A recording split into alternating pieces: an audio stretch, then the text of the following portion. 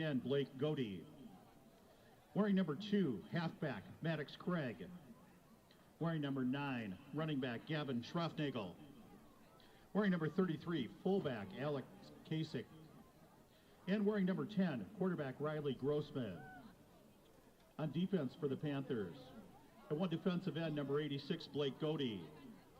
At defensive tackle, number 4, Tommy Dahlgren. At defensive tackle, number 99, Angelo Badamy. Defensive end, number 13, Antonio Menard. At one linebacker, number 57, Trey Johnson. Another linebacker, number 3, Tommy Diggling. And at linebacker, number 33, Alex Kasich. Starting at corner, number 11, Josh Stanton. At corner, number 1, Najee Nelson. At one safety, number 2, Maddox Craig. And rounding out the defense for Lakeville North, at safety, number 5, Ryan Brodeen.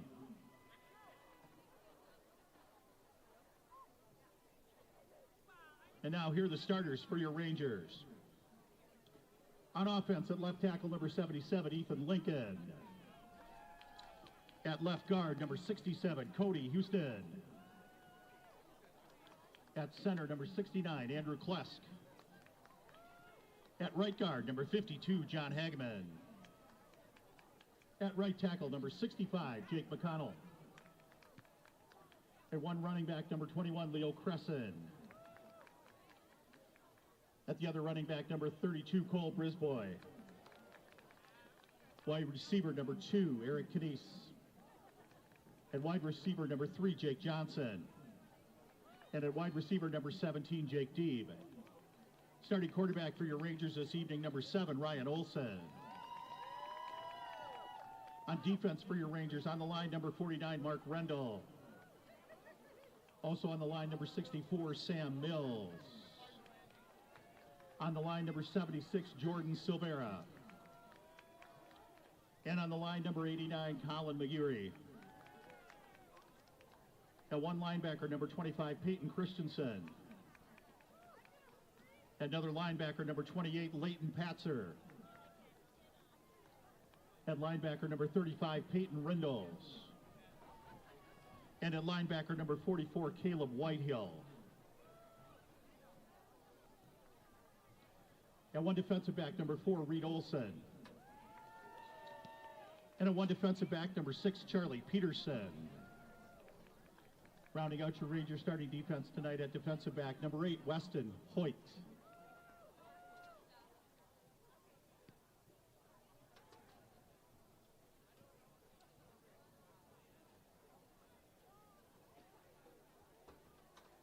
Fans, at this time, we also want to say a big thank you to our certified athletic trainer this evening, Mr. Tanner Kimber from OSI Physical Therapy.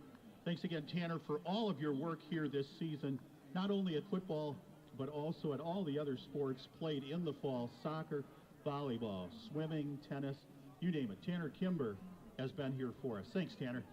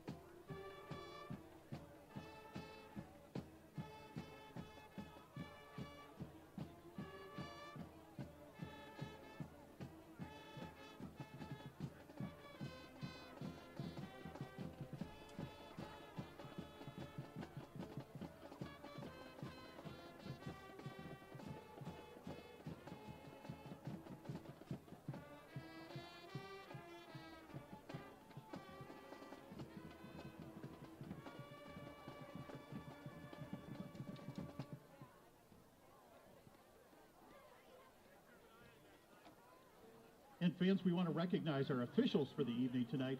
Your back judge will be Stephanie LaHaye. Line judge, Troy Pfeiffer. Headlinesman, Paul LaBelle. Umpire, Ben Marks. And the referee on tonight's crew is Tim Demko. Again, thanks for the officials for joining us here this evening.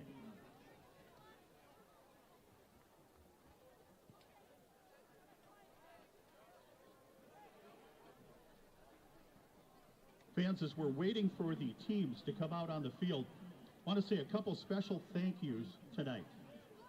We had our Community Appreciation Night last Friday, where a lot of community members came out. We heard a message from our school board thanking everyone for all their contributions and for being supportive of Ranger Athletics.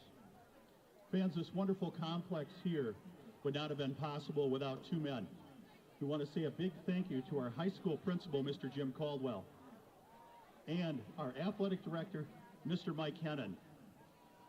Mr. Caldwell and Mr. Hennon have been integral in the stadium project, following it from start to finish, giving advice, being right out here on the field as things were being done.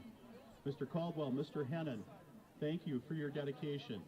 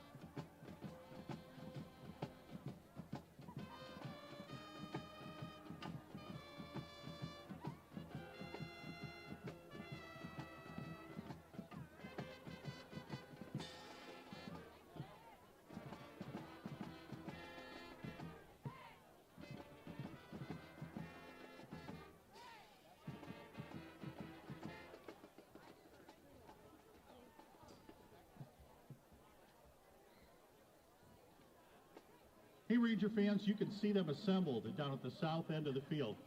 Fans, tonight we'd like to give special recognition to all of our first responders that serve the Forest Lake Area School District. We're going to invite them out on the field. They're going to make a tunnel this evening. The players are going to run through that tunnel. Fans, please join me in thanking the following EMT, fire, and police departments: Columbus, East Bethel, Forest Lake, Ham Lake, Hugo, Lino Lakes, Linwood, Marine St. Croix, May Township, Scandia, Stacy, and Wyoming. Again, a huge thank you to all of those EMT, fire, and police departments. Thank you for everything you do to serve and protect our communities.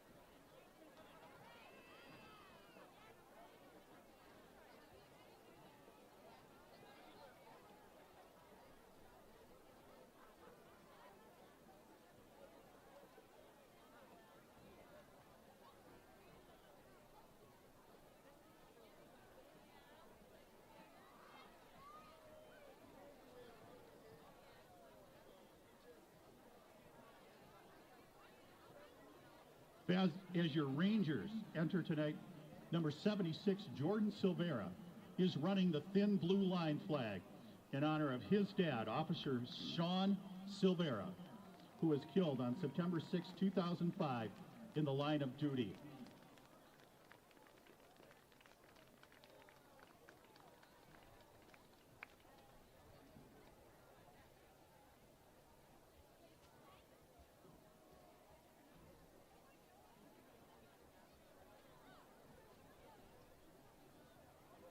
And fans, at this time, let's welcome our opponents from Lakeville North. We welcome the Panthers and their fans.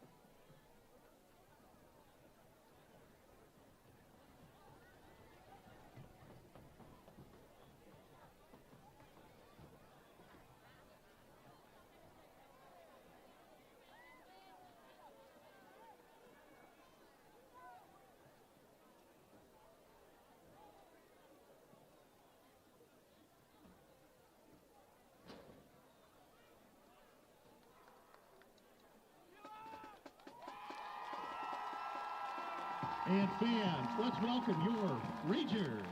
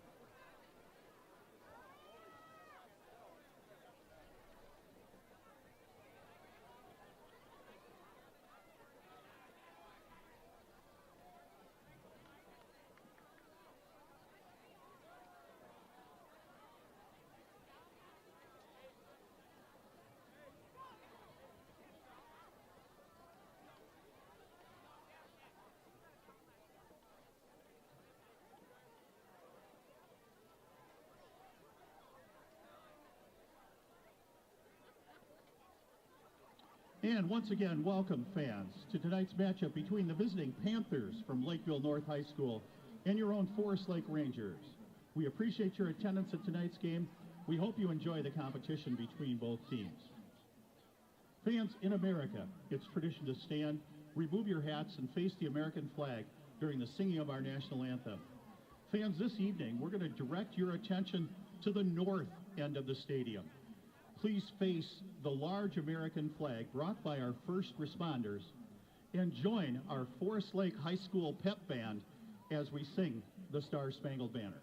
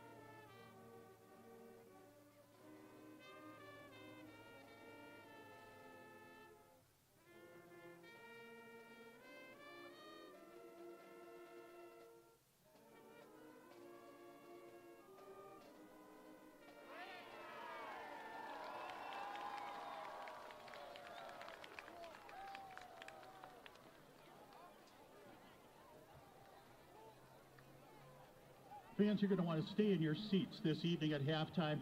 We have the final performance from the fall for FLDT, your Forest Lake dance team.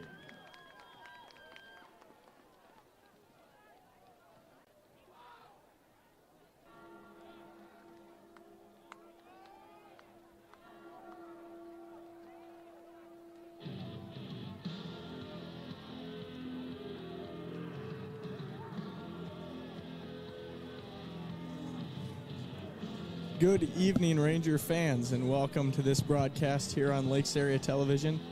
It's an odd one tonight, Thursday night football. I'm not going to argue, football on any night's a good night. But first responder night here, as we saw in the national anthem, that you got all the fun trucks rolled out around the stadium, the big flag flying. We got more flashing lights. Hopefully it will add to the flashing lights later. I do hope.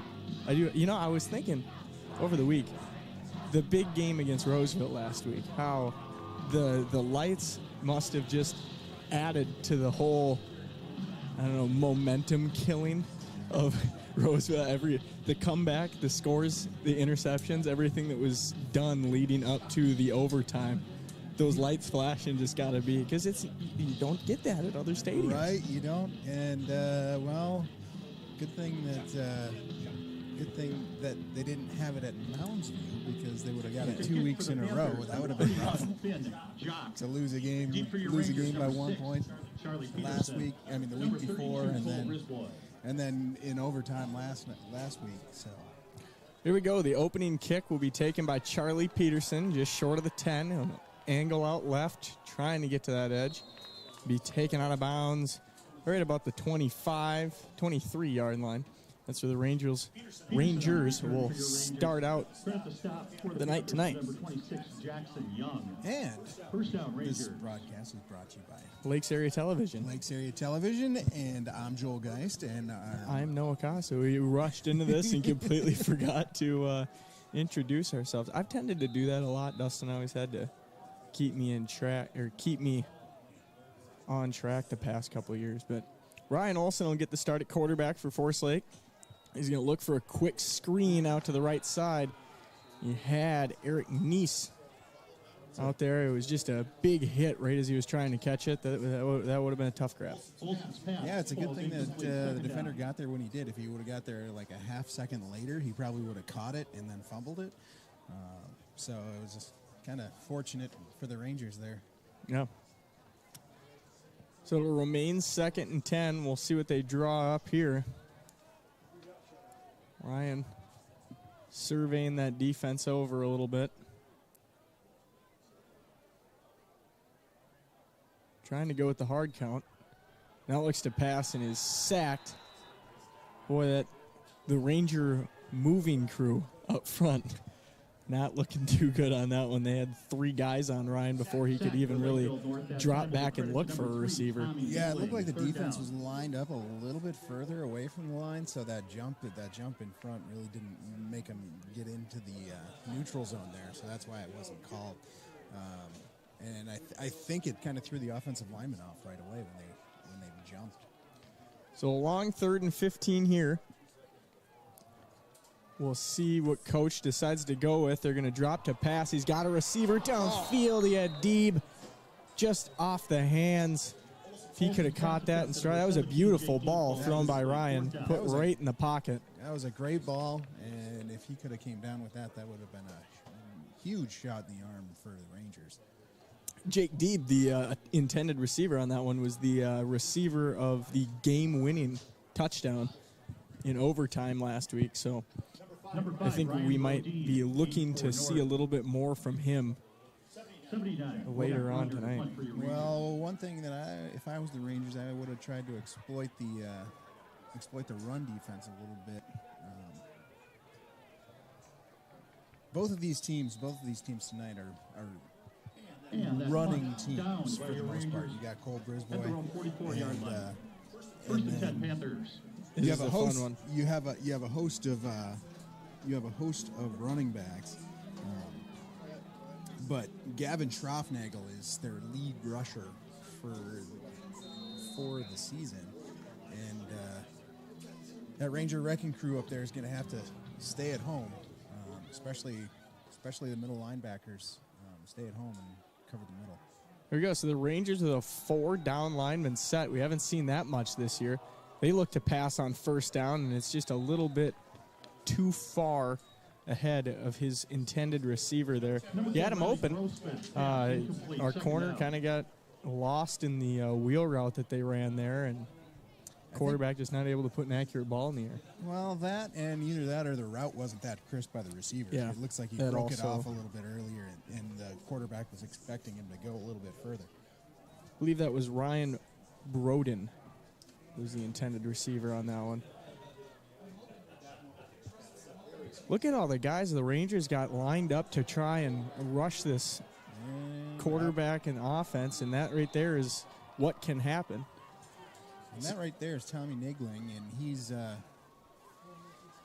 their second leader in rusher. So I think we're going to see kind of a three-headed monster here on the North running back situation. Well, they tried to start out, the Rangers tried to start out very aggressive there. They had 4 down linemen and 2 linebackers showing blitz, and then they just got to the outside, and there was nobody out there. Well, that's a situation where you really need edge contain if you're going to run 4 down linemen like that. And something that I'm seeing, this is the first time he is cutting through the Ranger defense there. Gain of 15 almost. They'll be down to the 5 and first down. Something that I was seeing, I don't know if it is a substitution because we're running 4 down linemen, but Charlie Peterson is not currently on the field. Well, now he is. He was off on the sideline on that last play, and I don't know. If you're pulling Charlie off to put another lineman in, I don't know if that's necessarily worth it. Right. Yeah, we gotta get to tackling though. These guys are not going to go down. Ball on the ground. And it looks like Lakeville North will recover the fumble. It's Tommy Nigling on the carry there. We're definitely not going to be able to arm tackle these guys. These guys are big. McGeary on that 15-yard run there to get him to the 6-yard line there. Came in and had him with one arm and really couldn't get him wrapped up. And a lot of other backs would have been stopped there, but. Well, Tommy right now, running back that's in for Lakeville North, is 6 foot 220. It's a big running back. As they roll the pass, he's got a receiver in the back of the end zone. It's going to be caught for a touchdown. It was a good play call. They had Weston Hoyt for the Rangers isolated out there by himself in what looked to be a zone coverage, and he had to make a decision whether to come up and. Yeah, it was a zone coverage where there was either I believe that was a running back that went out into the flats in front of him, and there was the wide receiver right behind him, and he had to make a choice, and he was halfway in between, and that's really not a good spot. You kind of got to just pick one. So kick is up. And it would have been good from the 40. Yeah, he kicked that one almost to the track. Score will be 7-0 here after Lakeville has the ball for the first time, and we'll see what the Rangers can do here on offense. They need a jump start. That's for sure. Yeah, I really would like to see them really get Brisboy on the outside. We kind of went for the pass options early, which we've seen from a pro sports team of the Minnesota variety multiple times. Do they where wear you have purple and gold? Where you have a great running attack and you come out of the game and you go 3 and out by starting off on the pass and just going pass heavy when you're more of a run first team. Yeah. I think the run, it's predictable, but I think the run is a pretty solid call on first down because going off of however that ends up, you can choose to either run it again on second or pass on second. Well, in a team, especially in high school, I would like them to get you thinking that you're going to run first and proving that you're going to run and then try and open it up with a pass, especially on a play action or something. Peterson will take it at the 5, head left, and try and cut back. It looked a little ginger. Looked like he was running gingerly up the field there. Excuse me, that wasn't Peterson, that was Aho. Peterson is over currently getting wrapped around his leg by the injury table. So we'll see he was obviously off the field for an injury on that last series, and we'll see how he bounces back here when they're back out on defense again. This time, Ryan Olsen looks to pass again, has a receiver, and that should have been pass interference. Yeah. Linebacker got there very early. He was all over his back and basically jumped over the top of him. All right, disappointing. Referees strike one. But, yeah, like what we were saying, especially when you have one of the best running backs in this area with Brisbois, you got to get him. You got to go to the bread and butter to start out. And when you go to it as first carry, that's not a way to get him started, not being able to seal that edge. Yeah. Yeah, they're crashing the linebackers. They're crashing the linebackers. Their zone defense has been pretty good in coverage so far, and basically they pulled in their linebackers and they sent everybody on that play. Lakeville is a big team. Their roster is very large. Not many guys under 5'10", 5'11". Everybody else is up higher than that. Olsen throws a pass out to Crescent, and he is draped immediately with a tackle and brought down. It's going to be 4th and long for the Rangers. But two of their linemen on the interior offense and defense are right around 6'4". So we're playing a team that is very physically gifted, and we haven't played many teams like that so far this season. Yeah, this is definitely the biggest overall team that the Rangers have faced that I've seen. Grutner to punt. Brodeen is deep. Brodeen able to get that punt away. High punt, drops at the 40, and will take a Ranger bounce for a yard. And that'll spot him at the 41. Lakeville North will come back out. Probably going to be trying to pound that ball again, as it was working for them well on the last drive. Yeah, our corners are going to definitely have to watch and basically come in and crash those edges if they can. With the size of the offensive line of Lakeville North, it's definitely going to be a rough time for the Ranger wrecking crew to get in there. So Charlie Peterson is down there on the field for this series, but he was running on the sideline here. Lakeville takes the ball up the middle, right side there, but he was on the sideline doing some wind sprints just to see if he can go. Obviously, they were able to let him back out on the field, but he was very much favoring that right leg. And even on that last play lining up, you could kind of see him favoring that leg. So we'll see how much explosion that takes away from his game, as he is a huge part of this defense, and we need him out there, especially in the tackling game with these bigger running backs. Well, Schroffnagel goes about 205, so that is definitely big for a running back, especially in high school. Schroffnagel again on the carry. And another Ranger there, 76. Jordan Silvera, that was a little bit slow getting up, kind of gripping the back of his leg there. Now he's overstretching it out. So one thing it is one of the coldest nights that we've had. Yeah. So we're gonna probably see a lot of cramp ups and a lot of stiffness. Hits definitely hurt more. Oh yeah. When it's cold. Lakeville just running through this Forest Lake defense. That was Tommy Nigling. That was a 24-yard run untouched. Yeah, I mean, you could have drove one of the fire trucks through that hole, I think. Holy cow. And I think you can kind of see it here. Peterson gets a little bit wrapped up, and maybe if that leg is 100%, he jumps through that hole and makes a tackle right at the line of scrimmage. But I don't know. Like we were saying, it's a big part of this defense if he's not able to play at his full potential throughout this game. And the extra point by Jock is good. Extra point is up and good for Lakeville, so they'll take a 14-0 lead over Forest Lake. Man.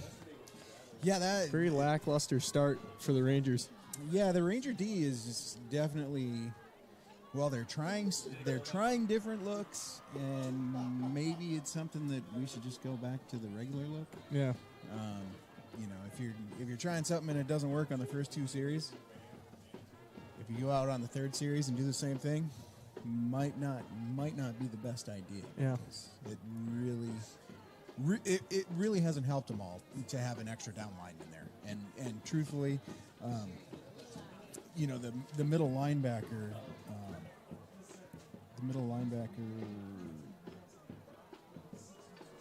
I can't remember his name. So it is. I'm blanking out. Sorry. All good.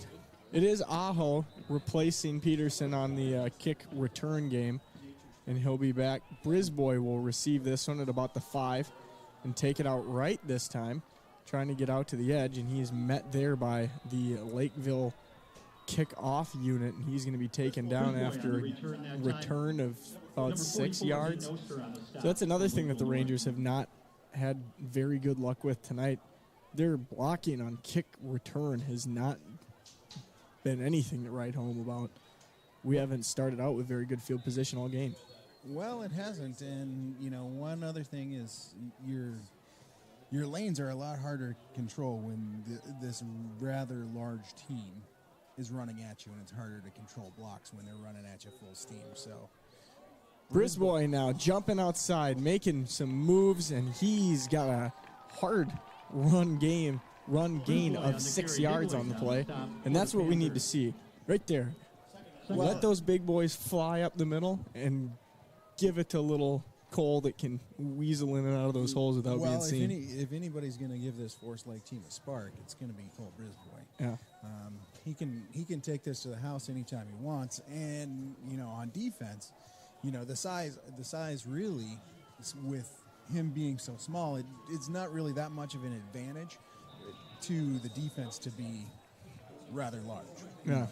He can get out. He can cut quicker. If we can get him to the outside, I think we can catch a lot of these guys flat-footed and maybe make a decent cut, get a couple of big gains. Yeah, I mean, the Forest Lake getting a false start penalty that'll back them up 5 back to the original line of scrimmage, just about. And that's another one of those situations that you get one good play and we immediately come back and shoot ourselves in the foot. Like, we can't do that if we want to stay in a game with a team like this. It's already put up 14 points in the first quarter. Olsen now awaiting the snap, takes hands to Brisboy up the middle. Right there, gets under a couple of tackles, and he'll fall forward for a gain of 1 on the play. It's going to be 3rd and long. Yeah, and, you know, the running on first and second there, I like what they're doing. It's just the penalty that was huge. When you get into those running downs and you're trying to do a running series, if you take a false start penalty, it just kills it, because now you get, rather than, you know, needing 3 and a third yards of carry, you're going to need 6 on 2 plays to get it. Crescent goes in motion in front of Olsen. Olsen takes a snap, rolls right, looking to throw. High ball down the sideline. Looking for Eric Neese off the hands of his receiver. Incomplete. It's going to be 4th down. The Rangers are probably going to have to punt again, because this is not a place that you want to give it right back to Lakeville.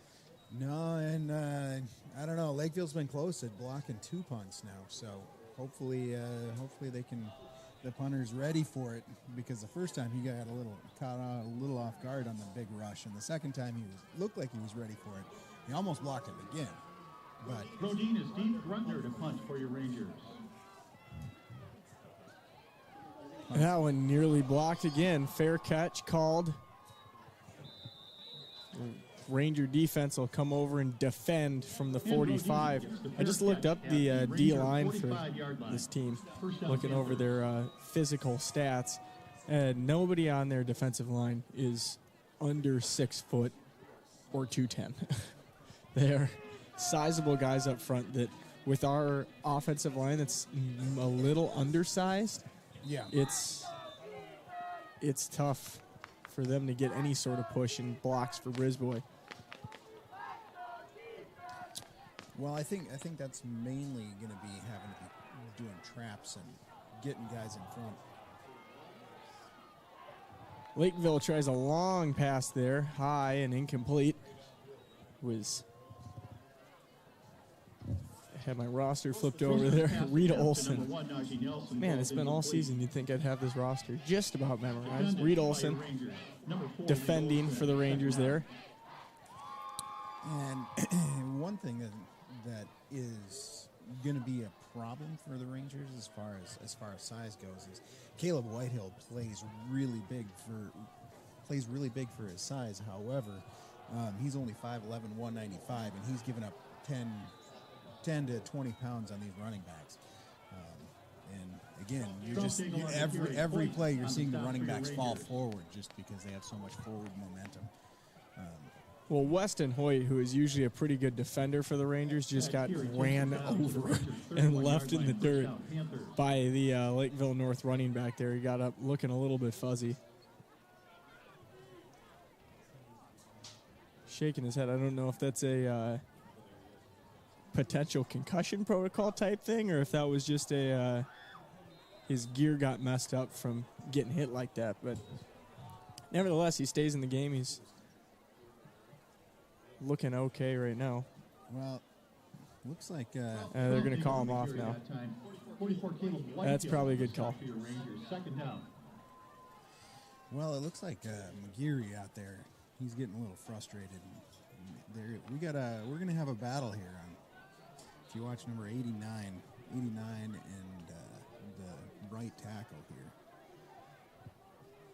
Quick pass for Lakeville out to the flat.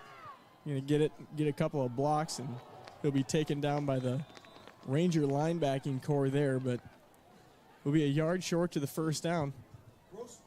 And it'll be third down. It'll be 3rd and 2. Really got to start looking at the hash marks to try and spot the ball. I'm looking at the sideline where the referee runs up. Well, I was looking at the down marker, and they hadn't changed it yet. But it's going to be a run forward to the right side by Lakeville North, and again, they fall forward and get that first down and some. So inside the red zone now, and the Ranger defense is really going to have to stand up if they don't want 21 points hung on them in the first quarter. Yeah, it's going to be really, really a tough night if they can't stop them here. Yeah, I think if you let up 21 in the first quarter, that's when stuff starts coming in bunches. We saw it earlier with Forest Lake this season when Brisbois ran for 4 touchdowns before halftime, and they kept scoring after. But this could be the opposite side of the coin for this Ranger crew tonight if they're not careful. Yeah, and, Forest Lake, Lakeville North, for being the size that they are, it looks like they've played a couple of really, really tight games. They've lost a lot of tight games that probably could have gone either way. I heard there was a flea flicker on one that they lost to. I believe that was last week. Yeah, against Farmington. As they run through the defense again, that's going to be another touchdown for Lakeville North. Schraufnagel on the carry for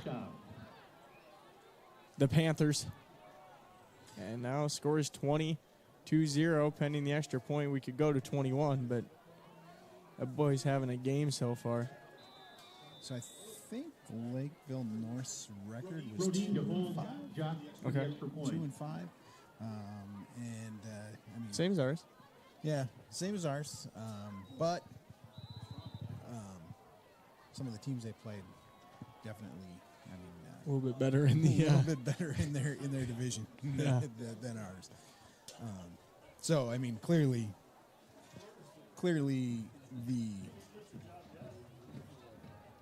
clearly the size difference between Forest Lake and Lakeville North is, that's the tale of this game.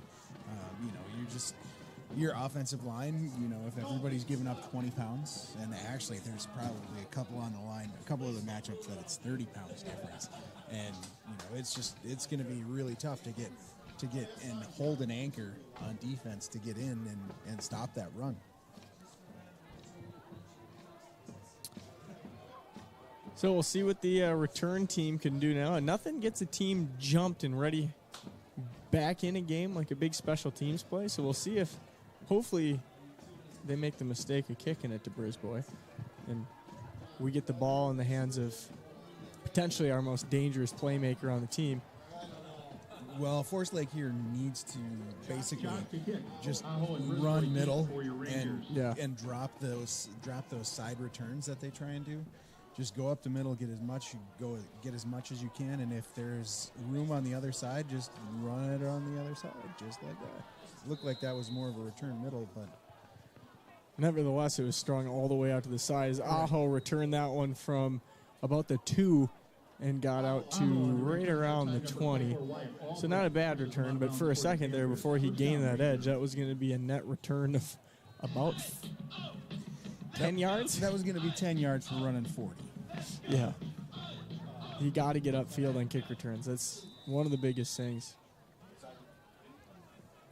So Zeidler now has checked into the game at quarterback, and we'll see what kind of juice he can give the offense. He's propelled this team a few times last week, having an 80-yard touchdown run and basically keeping us in it until Ryan was able to come in and have one of the best drives of his career. Right. I mean, like we were saying last week, like pulling a quarterback just because this is a straight game change.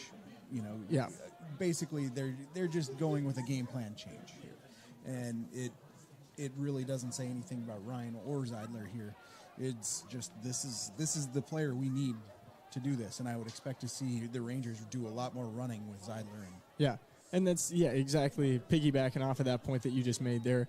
So far this season, as Zeidler throws down the middle of the field, and it's going to be intercepted by Lakeville at the 50, and going off of the point I was about to make. Olsen has seemed to be the superior passer so far this season, and Zeidler has been very good with his legs. And right there, first pass goes for an interception. And now we really need the defense to stand up or it's going to get out of hand. Yeah, it could get ugly quick. I mean, it's something you just, I don't know. That looked like it was a run-pass option, and he saw that there was nobody. He saw that there was nobody in the corner there, but... Well, he had his receiver open down the sideline, and he threw it into the hash. Yeah, he threw it. He threw it at least a hash away from where it should have been. Lakeville now runs a quick pass of their own out to the side.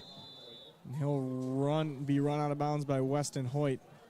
Just past the down marker. That'll be a gain of 11 and a first down for Lakeville. And the Rangers just trying to do anything they can to jumpstart this defense. Hoyt is in, but every once in a while putting his hand up to his head like he could be bugged with something. That would be a huge, if he had to come out at some point, that would be a huge loss with Charlie and Weston, your two starting safeties, out against a team like this. As they will pitch out left. And this team and their whole making ability has been spectacular so far tonight against this Ranger wrecking crew.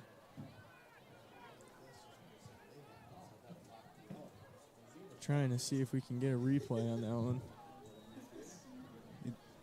47 seconds, just inside a minute left to go here in the quarter. Rangers will at least get a break for a second to regroup and see if they can change a bigger game plan going forward. They're still running 4 down linemen. That's something that I'm kind of questioning. As low snap there for Lakeville. A roll out right to throw. Oh, there's a holding on number 78 there on the edge. Sees a nice bit of turf ahead of him and takes it up the sideline for a gain of 6. I did see that hold in the back. That should have been called, but we didn't get a blatant pass interference call earlier in the game, so I don't see why that one would get called either. Yeah, and I mean, the line judge is looking right that direction, too, because the quarterback ran right past him. So, I mean, if I can see it from up here, I'm pretty sure the line judge. Well, that was the pass interference one, too. It happened right in front of the referee, and he waved it off. Call her good. Rangers trying to get a stop here before the end of the quarter. Be a handoff off to the left, and that one he should have kept running. He tried to cut it back inside. He had blocks set up to the outside. If he would have just kept angling to the sideline, that would have been a big play. And that's a situation right here where, you know, that's Caleb Whitehill's playing, That carry takes it down to basically the middle Rangers' linebacker. 15-yard line. First down. He's gonna have to get through those holes quick because, I mean, you can start to see that's one thing where when your defensive line is just getting pushed around so much that if there is a run play, a designed run play, you can see it happening and you need to block that hole. Sorry.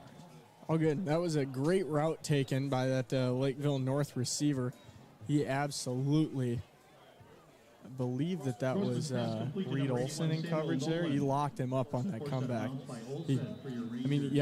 Those comebacks, you're taught as a receiver to come off hard like you're going to like the back corner of the end zone, for instance, on that one. And then my coaches at least always call it like pretend like you're breaking glass under your feet and just hit the ground as hard as you can, slow down as fast as possible, and turn and expect that ball to be in the air already. There's great chemistry between the quarterback and the running back, and when you come off that fast, that corner immediately starts backpedaling. He broke it off perfectly, and Weston had nowhere to go but trying to play catch-up and just make a tackle at that point. Yeah, and once you're a couple of steps behind, you're too far behind. Yeah.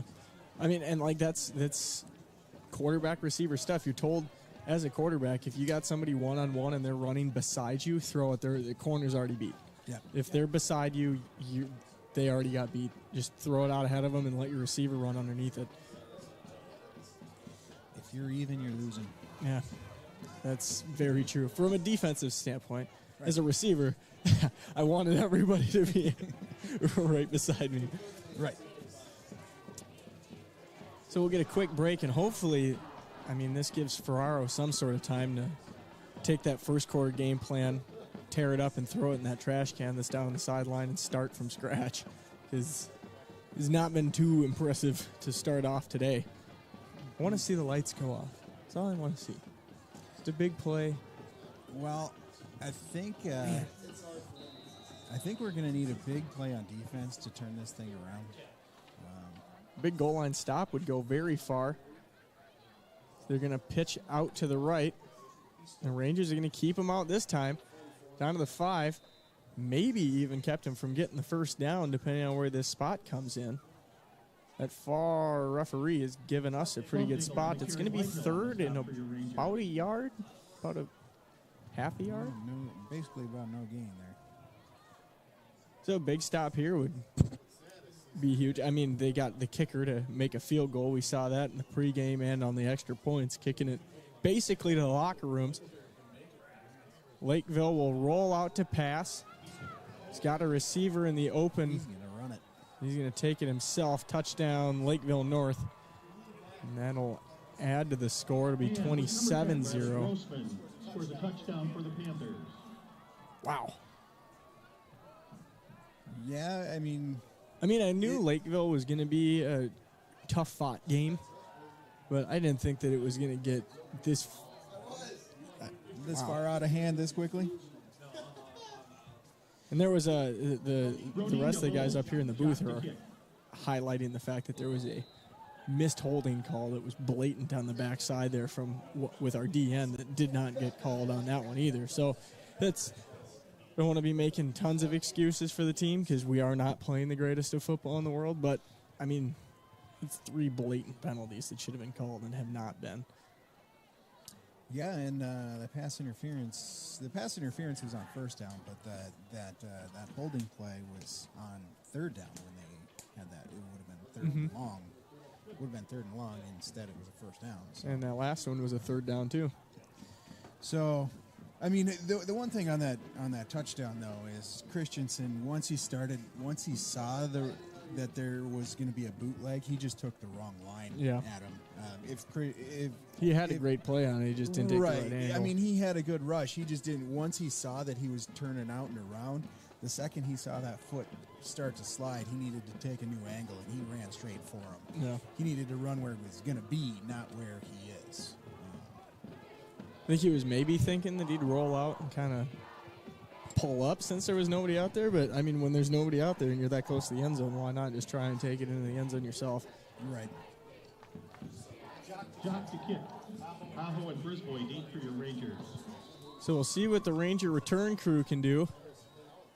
Brisbois will run up on it. Very short kick. He'll take it at about the 16 and head off to the right side. Deke and duck around a few tackles.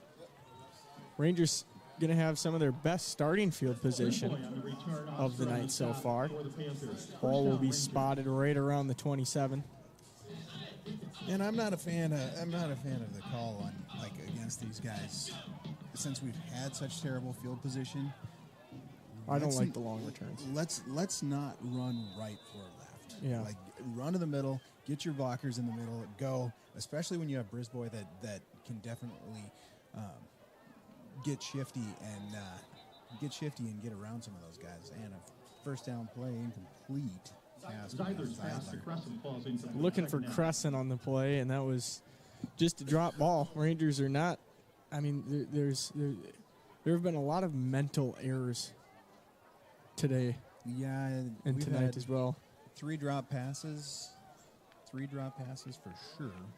Actually 4, I think, because it was 4 and 1 that it was a good thing he didn't catch it. And that's a nice shifty play there around the outside. It's a new ball carrier, Haleman, junior, that has not gotten the ball so far this season. Looked like a tight end around. Yeah. It's an interesting play call. Worked for a gain of about 5 on the play. Be 3rd and 5. Big conversion here and just keep the drive going. That's what we're looking for. We need some sort of life.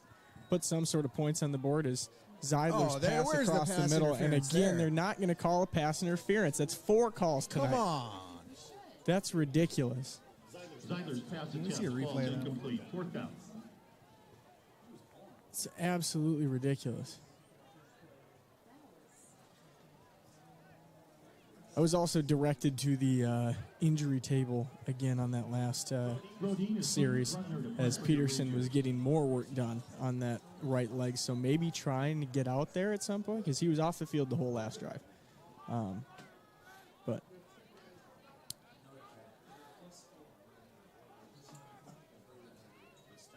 Ranger punt is away, not nearly blocked this time. Lakeville will drop back and fair catch it at about the 33-yard line. That's where they'll start on this drive. Well, I dare to say that there is one good aspect of the game so far that's been a shining light, which we don't want it to be. Which our punting game has actually been pretty good. Yeah, that last punt was a beauty. Yeah. I did not get overly pumped up for that one. I mean, frankly, with the game going the way it is, it's tough to find that's when we need to find the excitement in the small things, and I'm just having a tough time seeing it right now. Like I said, I mean, it's a tough thing to see a silver lining in that your punting game is actually not necessarily the place you want to be looking for positives. Right. Lakeville drops to pass again. Sam Mills makes a rush up the middle, and Whitehill steps up out of coverage. Makes the tackle. On the keeper that time, Whitehill on the stop for your Rangers. That quarterback scramble, he'll gain maybe 2, 3. It looks like 3 on the play. It'll be 2nd and 7.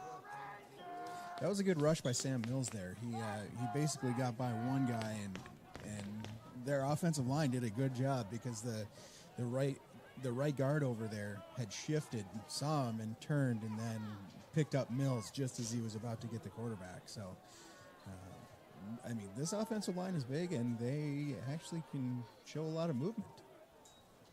So the Rangers again trying to bring the pressure, and they take advantage of that, getting out to the edge. He's going to be gone.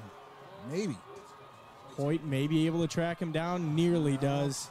That's going to be a long touchdown run again. But we got a flag that should come back. Runs it in for the Panther touchdown. We do have a flag on the field. Well, if there is a flag, that would be wonderful. I think it's going to end up being a touchdown, but it's going to be a personal foul on 72 down here. Him and his man for the Rangers. Oh, we do have holding. Nice. Bring it back. But that's a matchup to watch. Niederer? Brock Niederer? Do we have that? Nieder? Brock Nieder. And it's been a couple different Rangers so far tonight. Have been getting in some more extracurricular activities down there on the field. Right around the whistle, so that'll be another one. He was getting talked to by the refs after that last play. Well, I'm sure there's some talk down there in the trenches, and that's usually what starts those things. Lakeville trying to stretch the field out to the right side. Can't get her done. Be a gain of 1 or 2. That was a good job by McGeary. Good job by McGeary to run, and basically he didn't have a cutback lane. He's supposed to have inside contain there, and the linebackers had great coverage to push him back into the middle and push him right back into McGeary. Weston Hoyt comes off the field for the Rangers, so now we are facing that situation that I didn't want to talk about earlier. I probably jinxed it, but we are without our 2 starting safeties with experience, and those 2 have been almost the quarterback of this defense. This defense so far this season. Oh, wow! That's going to be close. That's going to be close. I think he's going to be short, but I mean, it was a great play by Grossman, avoiding pressure and waiting until he could make a throw in there. But I think it was the confusion pre-play there with having 2 D-backs with not a ton of experience so far this season. And I think that was 36 for the Rangers. Hagelin. They called that coverage, and he looked a little bit lost out there and ran out to cover him. And well, he made a good recovery by at least stopping him in front of the first down. And it's 4th down here, and it looks like that's going to be close. Yeah. Yard, they'll give it to him. Be a first down, and this drive will continue. But like that right there is one of the times. I know it's 4th and 3, but you got to stand tall and make a stop there, because they're basically able to do whatever they want tonight. And it's a real punch to the gut. Well, it's a punch to the gut, but you got to imagine that there's a bunch of punches to the gut being thrown on that offensive-defensive scrum in there. And like we were alluding to earlier, just the size of this offensive line is good play by the Ranger defensive there. Christensen could have had a good shot at picking that one off. Another thing that I saw tonight, before I comment on it, I want to make sure he is out there. So we have not seen Leighton Patzer out on the offense so far tonight. We brought Cresson back last week, and Patzer has now gone to defense and is playing out there as what looks to be a linebacker. So we'll see what kind of difference he can make out there. Lakeville will line up and handoff going up the middle, and like I just said, Patzer out there coming off the edge and making that tackle for the Rangers. Yeah, he's got to be careful in the future he doesn't get sucked in. He took a line. He took a line right behind that right tackle. Yeah, he took a line in pretty close. We need to. I mean, if you're gonna go in, you at least need to be deeper than that when you do. Yeah. But I mean, he still made the tackle and it was good. But we just got to get some push there. McGeary on the side there. Oh. Lakeville goes to the quick pass, incomplete, and now we get a flag that comes in on the back side of the play. Looks like some more extracurriculars there on the offensive-defensive line there. Came in really late. Now it looks like it is going to be Brock that's someone with his hands up. Personal foul, offense number 72. Oh, right there, yeah. We talked about it earlier. He was getting into it a little bit too much with the Rangers, and at some point it was going to come back to bite him in the butt. It's going to be 3rd down and long. We'll see if the Rangers can hold them behind the sticks this time. Well, it's going to be 4th and 6, or 4th and long. I do believe. Yep, 4th and long because it happened after the play. So wow, they're going to go for it on 4th and long. or this might be a quarterback punt. Yeah. Yep. Quarterback pooch punt. Gets a good roll. So Aho heads out there. Doesn't grab the ball, thankfully. Yeah, I mean, it took a Lakeville bounce, but there was nobody set up to try and even block for him. In that one, I mean, that coverage, if your backup quarterback can punt like that, I mean, I would never send the punt team out there. Yeah. Well, especially when you get the whole defense. I mean, the Rangers kind of seem to. Wow. Yeah. Zeidler ran into a brick wall there. Stood up. He ran into a wall. But yeah, when you get the defense to stay out there, I mean, the Rangers kind of saw it coming. They dropped Aho back to return that one, but I mean, if you can get a defense in formation and get any sort of punt off that's a little dribbler like that, I mean, that's a good way to flip field position and not allow the Rangers to really get a return going. Zeidler will come up and check at the line. He'll take it himself up the middle. I don't quite understand the call on that one, if that was a called play. Going up the middle on a quarterback sneak on 2nd down and 12.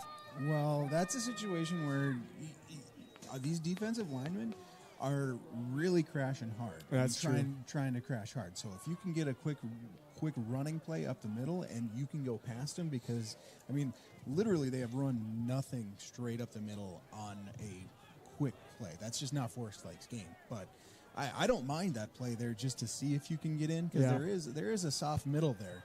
And if he gets past it. Zeidler has Jake Johnson open downfield for a catch. That's going to be a 1st down for the Rangers, their first of the night. And that'll move the stick, so a good chunk play there off of Zeidler's arm. And he was wide open, too. Yeah, great route. For once, everything came together for the Rangers on that play. And that's a Ranger. Yeah, I think that was one that Johnson just went out and found that soft spot and kind of sat down, and Zeidler had a decent amount of time to throw, and Johnson had no pressure on catching that ball. I think that was broken coverage on Lakeville North, because I think they were playing man, but his guy dropped back into his zone. That would make sense, because he was wide open. Rangers try a quick screen with Deeb, and wow, that one will be a good one in the film room for that Lakeville player, as he ran Nice over. Well, it also and made that be a tackle. Good one for Nice, because he tried to cut it back, and rather than that was Deeb that caught it. Nice got ran over. Yeah, when you try and cut back around a block like that, it's another one that you just got to get upfield, north and south. Yeah, I mean, the guy's on the ground. You gotta. It's better for the defender to have to run over the top of him than you to try and get around the back of him. Just because you're taking 2 extra steps. Brisboy on the carry, niggling on the stop for So, the Panthers. Is that his 3rd carry of the game? I mean, it seems like we've barely given it to Brisboy tonight. I think it's about his. It might be his 4th, because 4th or 5th. He had the one, and then he had 2 decent runs. We had the false start that negated one of his. Zeidler rolls the pass, has a receiver open for a second, and was immediately taken down by the defense. That one I would say was some pretty good defense by Lakeville. He met him as the ball was being caught. I mean, you can't play that any more textbook than they did. Well, yeah, and Forest Lake there, I mean, you got to hold your blocks for a second. Like, if you're running a screenplay like that, yes, it's designed to let everybody through, but you got to hold for 2 seconds. Yeah. You got to give the quarterback, at least a 2 to 3 step drop, and that's 2 seconds. You got to hold for 2 seconds, let them by. And it looked like everybody just let them by a lot sooner than they should. Good punt by the Rangers. And that should be a hold, and they didn't get it. Yeah, it looks like they found one. That was the possession change, Baggy. They knew it. Oh, was it? Yeah. He dropped it and ran a field. That's Rodine on the return that again. time for the That's Panthers. another miss. It was that On the tackle Johnson. for the Jake Rangers. Johnson was running down there, and the defender was behind him, and Johnson lost like 2 full steps trying to go after that returner. I mean, obviously the Rangers have done a lot of their own harm to get themselves into this position, but the referees are not helping whatsoever. Well, it's kind of been the tale of the season. Yeah. We've had.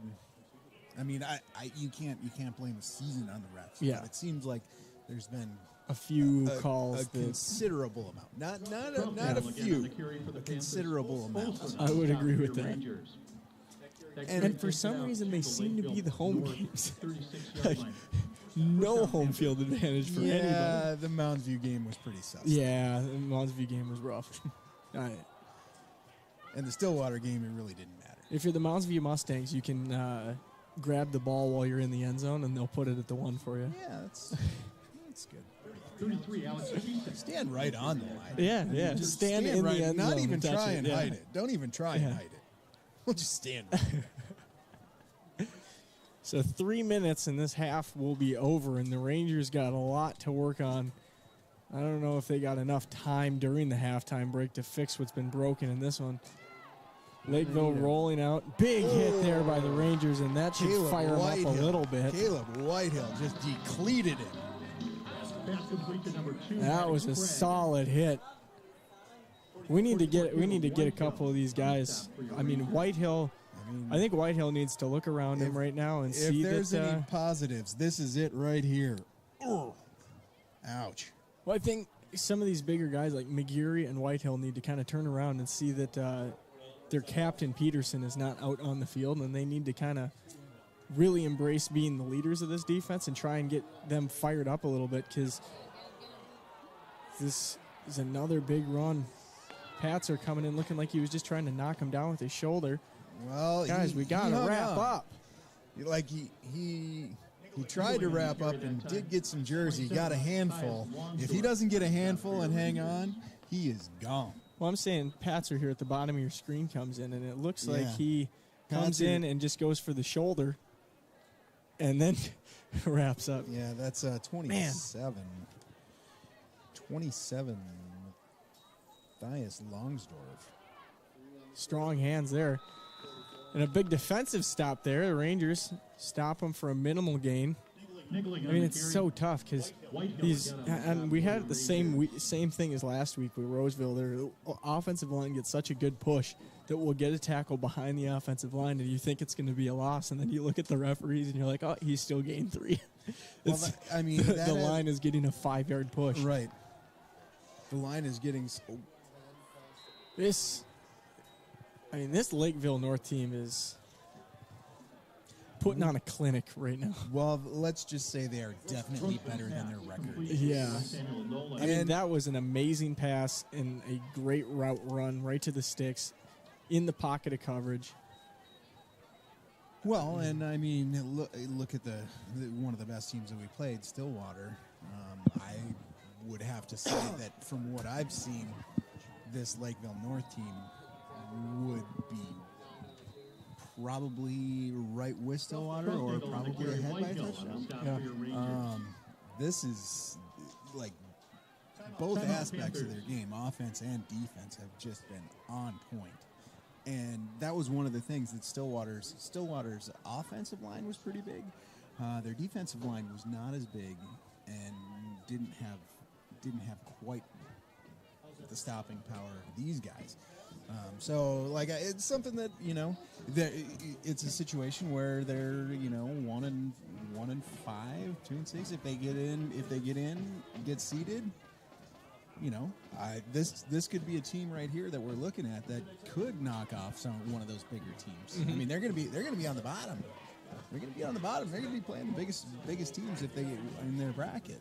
Yeah. And with the size of this team, the amount of close games they've played, they might have had some injuries. Who knows what happened for a lot of those games? A couple referee calls that don't go their way. Right, couple referee calls that don't go their way. A lucky flea flicker Yeah. that goes somebody's way. I mean, in the game of football, even though you may be 1-5, you might be 7 plays away from, a 4-3 team. And the first throw, maybe the second throw on the night for Grossman that has not been right on target there. He puts it a little bit too far ahead of his wide open receiver that probably would have gotten in for another 6 had he been able to reel that ball in. But yeah, he might have been looking at all the green. We had one guy out there, Weston. Yeah. Weston is a good tackler in space, but it is. But he had a full head of steam. Yeah. If that ball would have been on target, as long as he doesn't get so worried about getting the touchdown, and this is Schroffnagel again up the middle. Delayed handoff.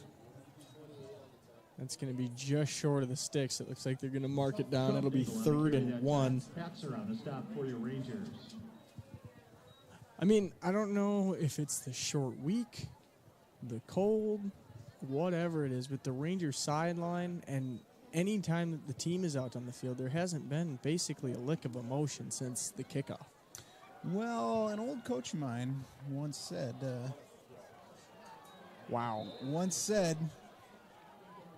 it's easy to lose the game when the other team gets off the bus. Yeah. And it looks like that might be one of those situations that you get it in your head that they're just bigger, that, we've been talking about it, kind of making excuses a little bit, but man, it's a mental thing. Like they get off the bus and you see nobody bigger, nobody. Your biggest guy would be one of their smallest guys on the team. Yeah. So here we go, 4th and 1. It was incomplete in the end zone. They're going to go for it here. And the Rangers get a big stop in the backfield. It's going to be close. Whitehill came shooting in. The way that they've been going so far today, they'll probably just give it to him, which they do. Yeah, Whitehill came in and almost made one of the best plays of the season so far, shooting that gap to make a stop in the backfield. Just couldn't get his arms fully around him and bring him to the ground himself. He had to wait for backup, and by that time it was just a little bit too late. Yeah, that's the thing. And you can free one guy, but with so many. I mean, they're really not running a run-pass option here. They're basically running it right up the gut. Yep. And how many runs have they run outside the tackles so far tonight? Well, there was the one big one. One big one that went for 20 yards right away to start the game. That was straight outside run. But no, most of them have been between the tackles, like basically running an old Denver Broncos style trap up the middle. Yeah, through the guard tackle hole. I mean, look at the size of their guys. Why would you not? I mean, their offensive line. What did I see earlier? I don't think that there's anybody under like 6'2" on their offensive line. Well, it's not how. And again, a great throw, just putting his body weight behind it, engaging the hips, and just throwing a zinger in there, as my father would say. I mean, that was a great play there again by Lakeville North, and they score on it. It's 34-0 as we await the extra point. So they have one lineman that's under 6 foot. Well, it's not really the height that I'm worried about. Look at this: 270, 250, 255, 290, 275, 280. Yeah, that's. Well, I mean, you combine that with getting a push, but then also the height does help. I mean, their quarterback, Grossman, he's 5'11", so a little bit below average for a quarterback, I'd probably say. But they've been getting him outside. Yeah. And when you got guys that big up front, I feel like not only the skill, but just the size difference, Cole Brisbois would be completely unstoppable behind this line, because when they get up to start blocking, Cole would go invisible. You wouldn't be able to see over that line at all. Yeah, and I mean, let's not take it away from Schroffnagel and Nigling. They've made some great cuts, yeah, great plays, but they've also had some very big holes to run through. Yeah, and just the size difference. The size difference is basically like the old Dallas Cowboys line with Emmitt Smith. I mean, you could run trucks through those holes. If Barry Sanders would have been on that team, he would have, he would have had, the record in a whole bunch of Super Bowl rings. Instead, no. Brisbois will take it out from the 15, try and head all the way out to the right side. Gets around a couple of tacklers. Some flags come flying in. It's probably going to be a block in the back on the Rangers. But going off of your offensive line talk there, I mean, I think the offensive line, you see it in the NFL all the time, how a running back will pop off and have this amazing season, and then the next year go completely desolate again, and you're like, oh yeah, that year they had the best offensive line in the entire league. Like, was it DeMarco Murray? Had one of the better seasons of a running back in a really long time, and then the next year he went to the Titans and was a backup halfway through the season. Yeah, I mean, DeMarco Murray was a talented running back, but we got a hole up the middle. Finally opening up a hole. Breaks it up for about 13. With 4 seconds left before half. Man, if we could get that going in the second half, we could try and fight our way back into it a little bit. But all right. There we go, halftime. You know what? This is where Caleb, if he was here, would absolutely hate what I'm going to say. Luckily, he's not here. You got 4 seconds. You're down 35-0. How do you pump up your team? Just do a little razzle dazzle. What's the difference between down 35 and down 42? Yeah, that's what I'd say. Like, what's the difference? A little razzle dazzle, a little razzle dazzle, little shiftiness, little Force Lake Miracle, Music City Miracle play. Couple of toss it around a couple of times. Just do something. Just have some fun. But again,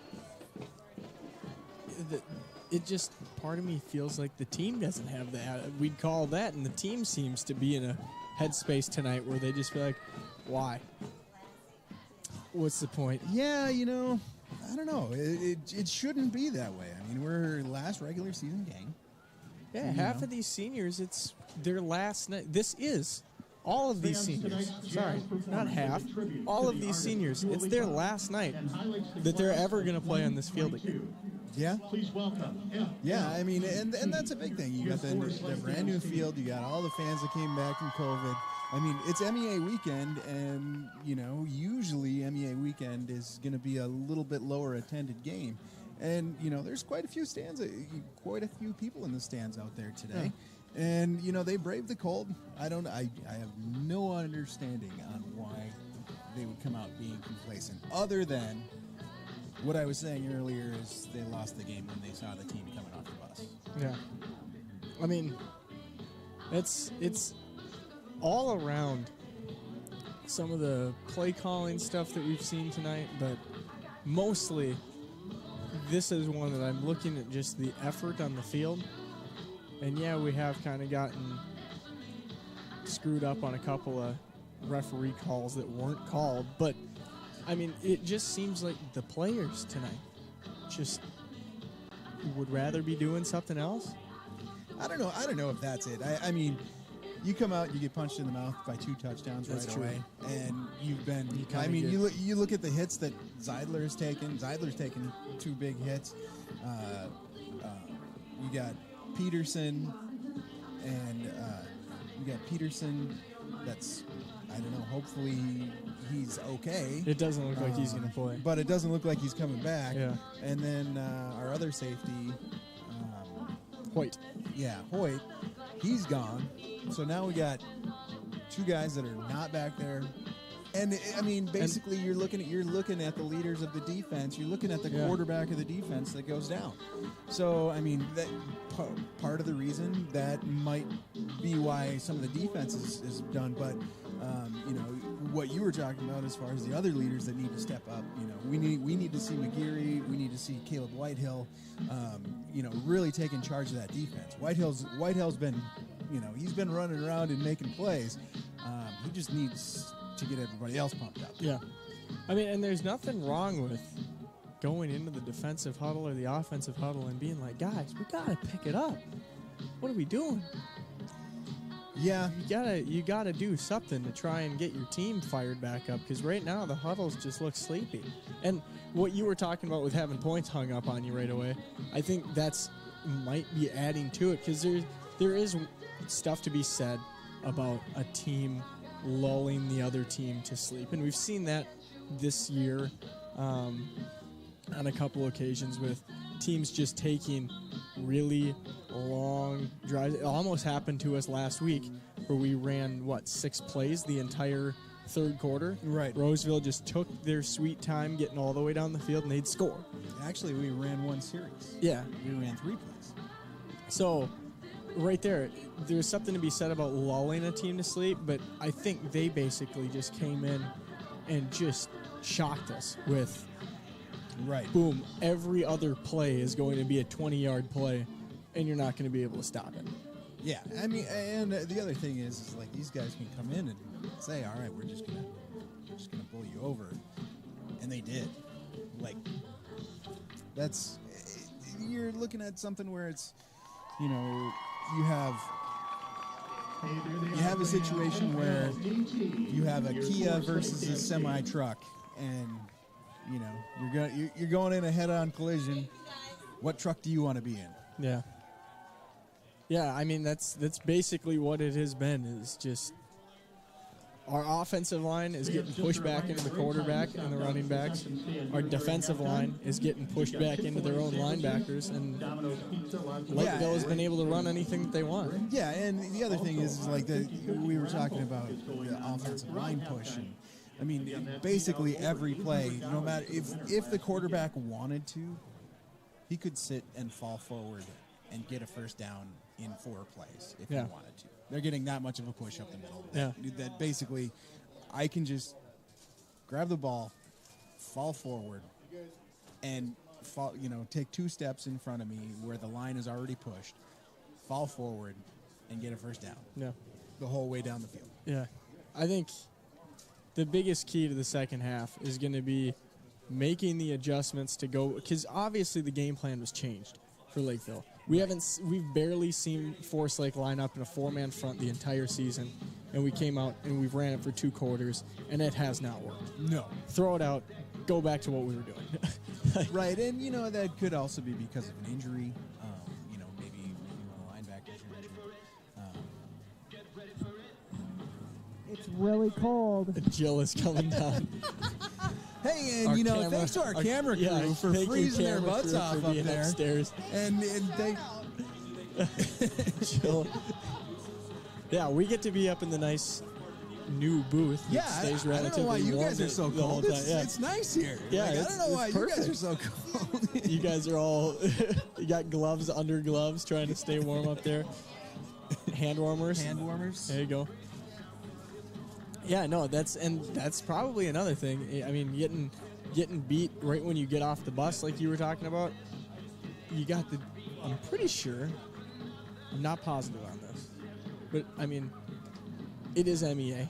If you got today off, or you're looking forward to your long weekend, right? And then you got to come out here, strap up the pads, and play in a cold environment.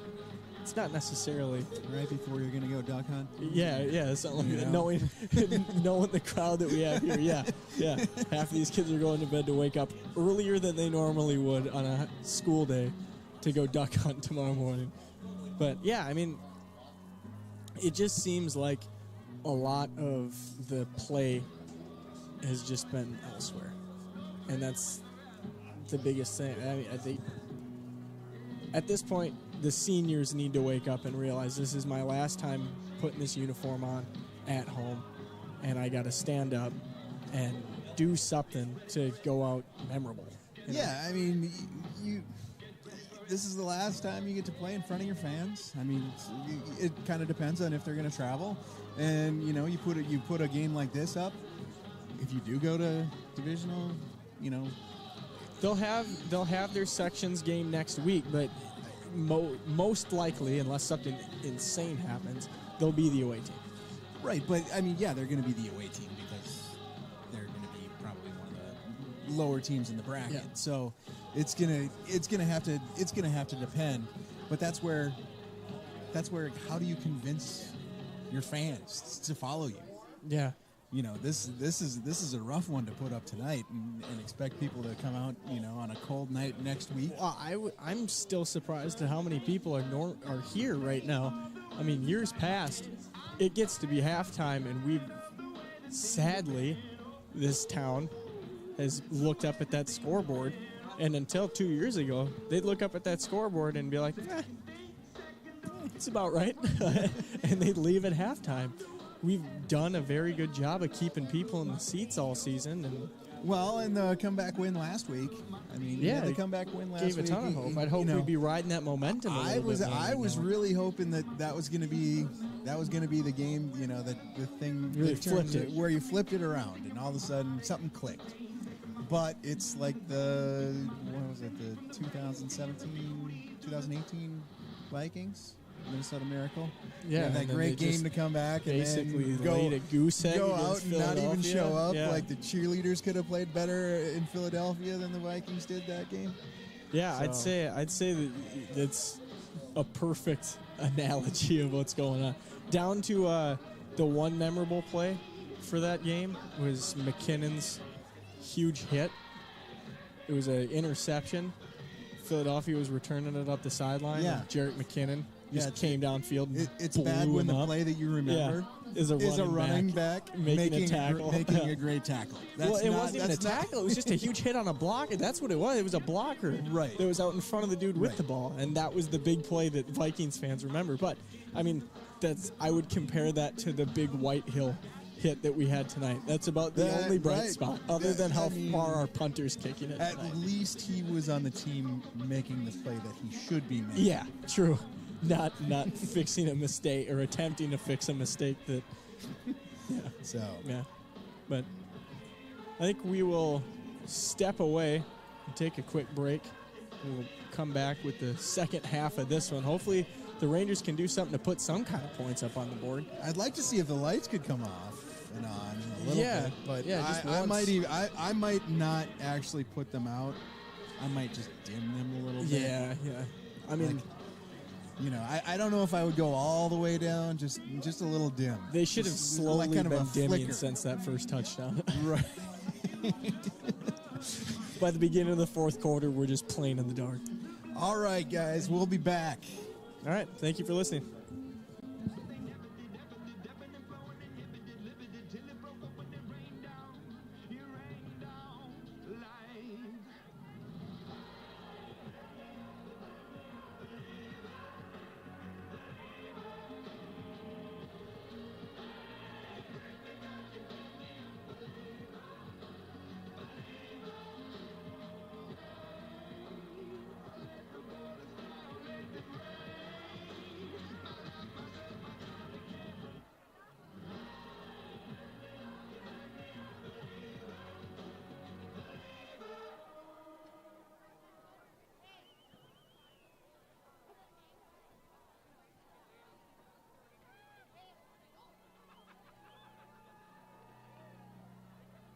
Fans, just a few other games going on today.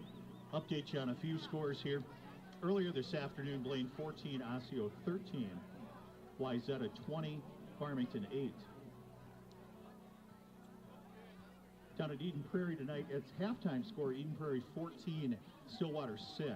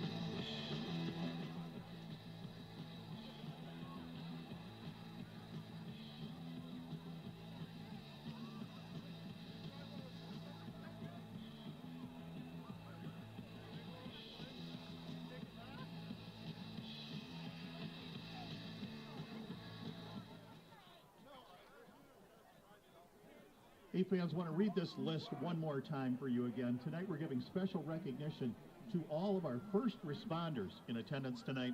These first responders all serve the Forest Lake area school district communities: Columbus, East Bethel, Forest Lake, Ham Lake, Hugo, Lino Lakes, Linwood, Marine on St. Croix, May Township, Scandia, Stacy, and Wyoming.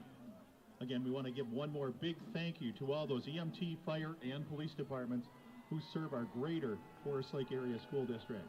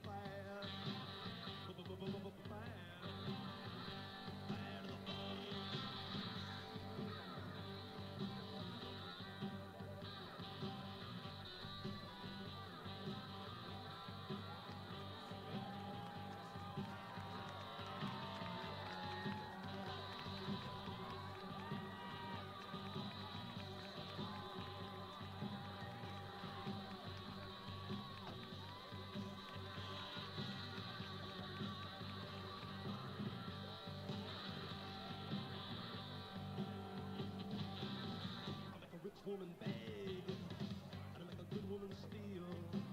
I make an old woman blush, and I make a young girl squeal. I wanna be yours, pretty baby, yours and yours alone. I'm here to tell you, honey, that I'm bad to the bone. Bad, bad,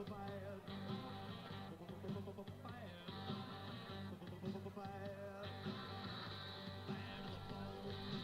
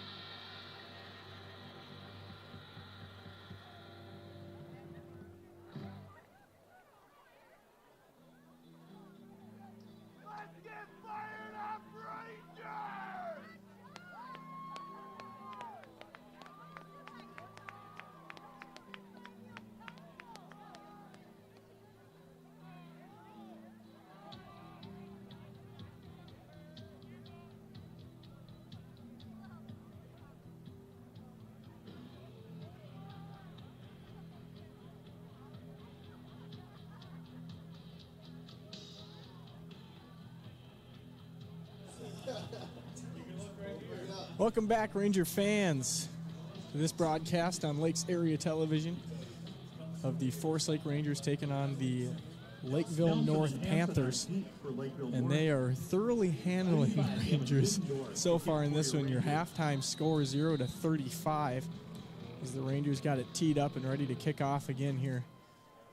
Yeah, This is kind of a fumble. And still nearly becomes a very big play for Lakeville. Still manages to come out with a 6-7 yard gain on there.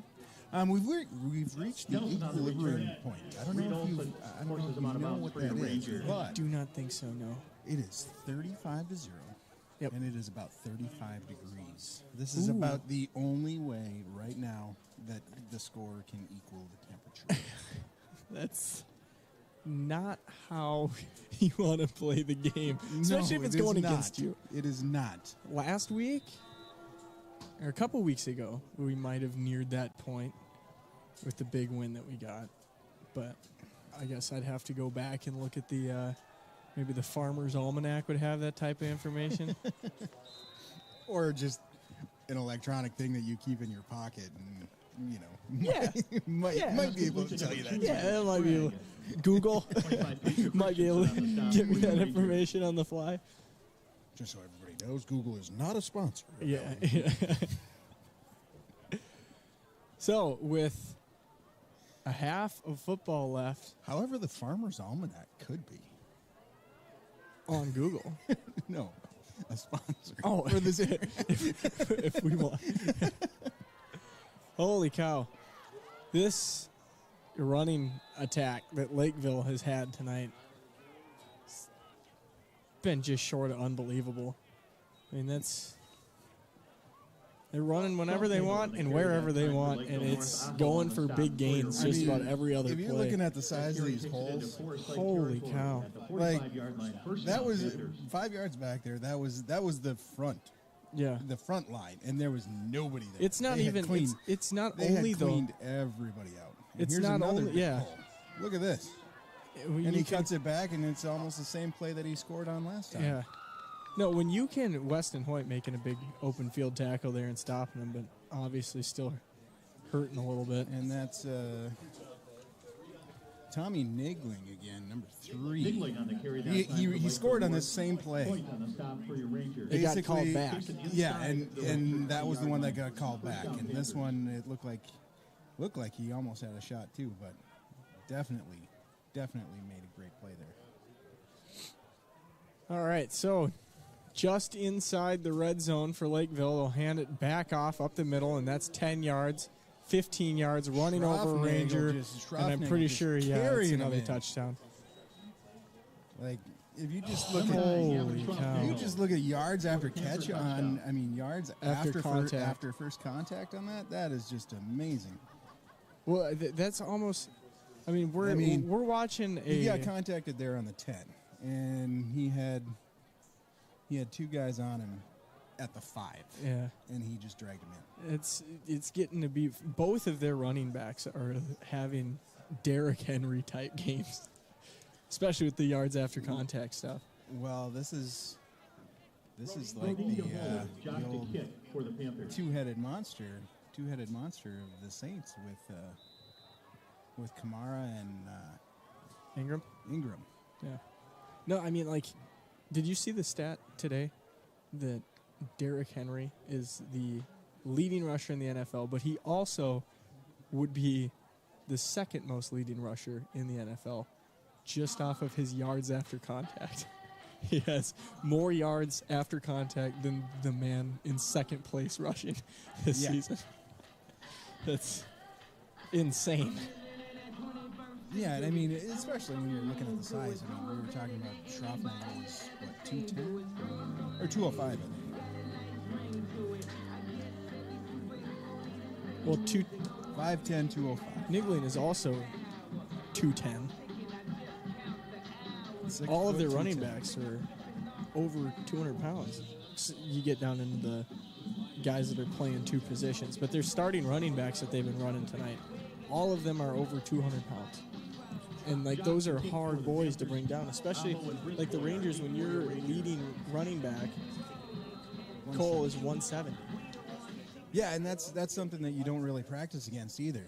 I mean, you're looking at Brisboy, and he's looking at, I'm 170 coming through the hole, and hey, you gotta get low, and you can't arm tackle Brisboy, but you can tackle him up high. Aho on the return that time for your Rangers. You can't. You got to wrap them up, but in this situation, you wrap these guys up high, and they're going to drag you all across the field. Well, and I also think that this is a side effect of something that we've seen more and more in high school football, not only the Rangers, teams across the board, to combat Ryan Olson back in at quarterback now, giving to Brisboy off the edge, trying to cut it back up, lowers his helmet, bounces off of 2 tacklers. That's a nice run to start out the drive for the Rangers, but what I was saying is to combat concussion-type stuff, a lot of teams don't do much tackling in practice anymore, and you've seen it over the past few years. These bigger and bigger plays and kids not tackling and wrapping up. Yeah, and that's another thing. Like wow, that was a big hit. But it's more the run pass option because we are a smaller line. Well, if you can spread the field out, that's great. But if your offensive line can't even get a chip to spread the line out, then your up the middle plays are all gone. Yeah. Throw them out the window. You can't even run them. Offensive schemes like this are good, but I mean, a couple adjustments all made at once can take a lot of what you run out of the playbook just based off of coverages. Right, but I mean, statistically, this team where, everybody, even the linebackers are bigger than your linemen. Yeah. It doesn't matter if you're going to run pass option or not. You're going to be you don't have that much time in the backfield, so you're going to have to run quicker plays, kind of like that one. That one, I'd like to see us. Those are the kind of plays. Like you've been talking a lot this season about using Brisboy, getting to the edge with the wide side of the field. Yep. Those are kind of the plays that I would almost rather see us throw to the short side, where there's more blockers and it's not so long of a pass out there because it just takes more time to develop and gives the defense a better chance to run up and right. I mean, the make a tackle. DBs are all out there because there was 2 wides out there. You think that you're going to be your wide receivers are going to block, but when they're good job getting it off. Yeah. On a really bad snap. Terrible snap. Able to Crescent gets shoved there at the end of that one. Catch by number 5, Ryan Brodeen. At the Panther 49-yard line. First down, Addison, Lakeville North. I believe, is Oh no, it's 79 Jack Grunther. oh, I was looking at the wrong side of the roster. Jack Grunther. He's done a really good job at. And he was our punter last week. And he did a fantastic job last week as well. But once again, that's an aspect of the game that you don't really want to be good at. No. It's nice to have a good punter, but it's one of the nice hit there by Weston Hoyt, getting underneath that elevated receiver and making a hit. But it's one of those plays that, or the punter stuff, it's one of those nice things to have as a shiny item on your shelf that you never take down. Right. We got a really good punter, but we never have to use him. It's Right. kind of how you I want that mean, position to be played out. It's almost like Goskowski on the old Patriots. You got the best kicker, and you hardly ever need him. You just need him inside the 20, basically, for extra points. Lakeville again. I mean, he started falling at the 45 and finished his run inside And that's inside the 40. That's their quarterback, Jack Hansen, or One of their quarterbacks? one of their quarterbacks, and he goes 6'1", 215. So, I mean, just the size of these guys. Where did they find them? Yeah, I don't know. Forest Lake has always, for the longest time, I mean, I think it was the 2016 season was the last time I feel like Forest Lake had any huge size, height-wise. I mean, it was tough to get around the fact that we had Pat Castle playing on that team, who was like 6'4", went D1 to Wisconsin. But past that, I mean, we have not had too much size for years. And we play teams like this. Eastridge was always one that would show up, and Eastridge, like, you were just looking up at their entire roster the entire time. And that's Hanson again. Yeah. We need to start putting something in the water here in Forest Lake. Hanson on the carry that time. There's a lot little of corn in the fields. I mean, we might want to start feeding that to our players. Yeah, that's true. Yeah, I don't know. 42-0 is a tough score to go down on your last time playing here if you're a senior. It's not how you want to lose a game. But I think the nice thing is after this drive for Lakeville, regardless of score or not, I gotta believe that at that point you start to slowly cycle in all of your seniors. However, for Lakeville, looking at their starting roster earlier in the night and overhearing from some of the other guys up here in the booth, most of their starting roster is seniors. So they don't have too many people to cycle in, whereas Forest Lake, they're going to start cycling in some seniors to play as Lakeville, again, running the ball with a purpose. This is Hanson. Wow, look at that. Down to the half-yard line. Backup quarterback. He got contacted at around the 12-yard line.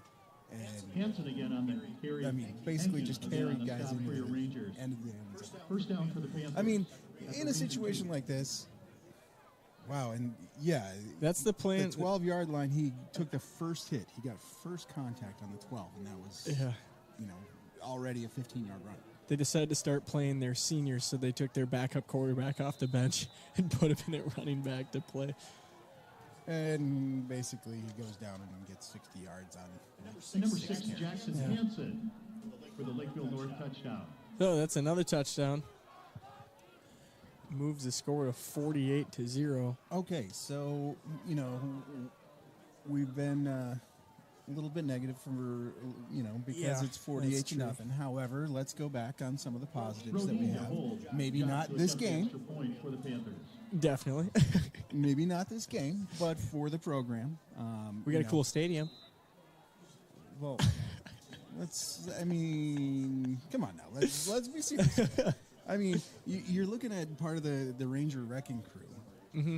And you have two guys that have played very well. You got Sam Mills up front. You got Mark Randall on the side. You got Gary, who is graduating. Mm-hmm. So he's going to be gone. And Caleb Whitehill's going to be gone. Mm-hmm. So you're going to need to find some good players. But you do have a good core in that middle with Rendell and Mills. I mean, Mills has been an absolute beast for most of the season. And, I mean, he's a junior, and Rendell's a sophomore. So, Mills will be a senior next year. Rendell will be a junior, and Rendell will probably put on a little bit sophomore junior weight in the weight room. Yeah. I mean, there are some positives to this team but there's also some big question marks. Yeah. There's one big one that I'm seeing is the fact that Charlie Peterson will no longer be on this roster as of next year. It's been really nice to have him for 2 years. As Brisboy will receive this kick and head across the field, be dragged down from behind. Doing that next year, that would be great. Brisboy on the return. Yeah. 26, Jackson Young. Yes, I also agree with that. And that's another one is Brisboy. Right. I mean, so Brisboy also, you got Ryan Olson, but I mean, Zeidler has shown that Keegan definitely can handle the offense. Definitely, he has some issues to work on over in the passing game. But if you're going to run a run-pass option, it's not a bad thing to have a quarterback that is very, very fast. Well, not only that, to accompany him in the backfield, we will keep Leighton Patzer.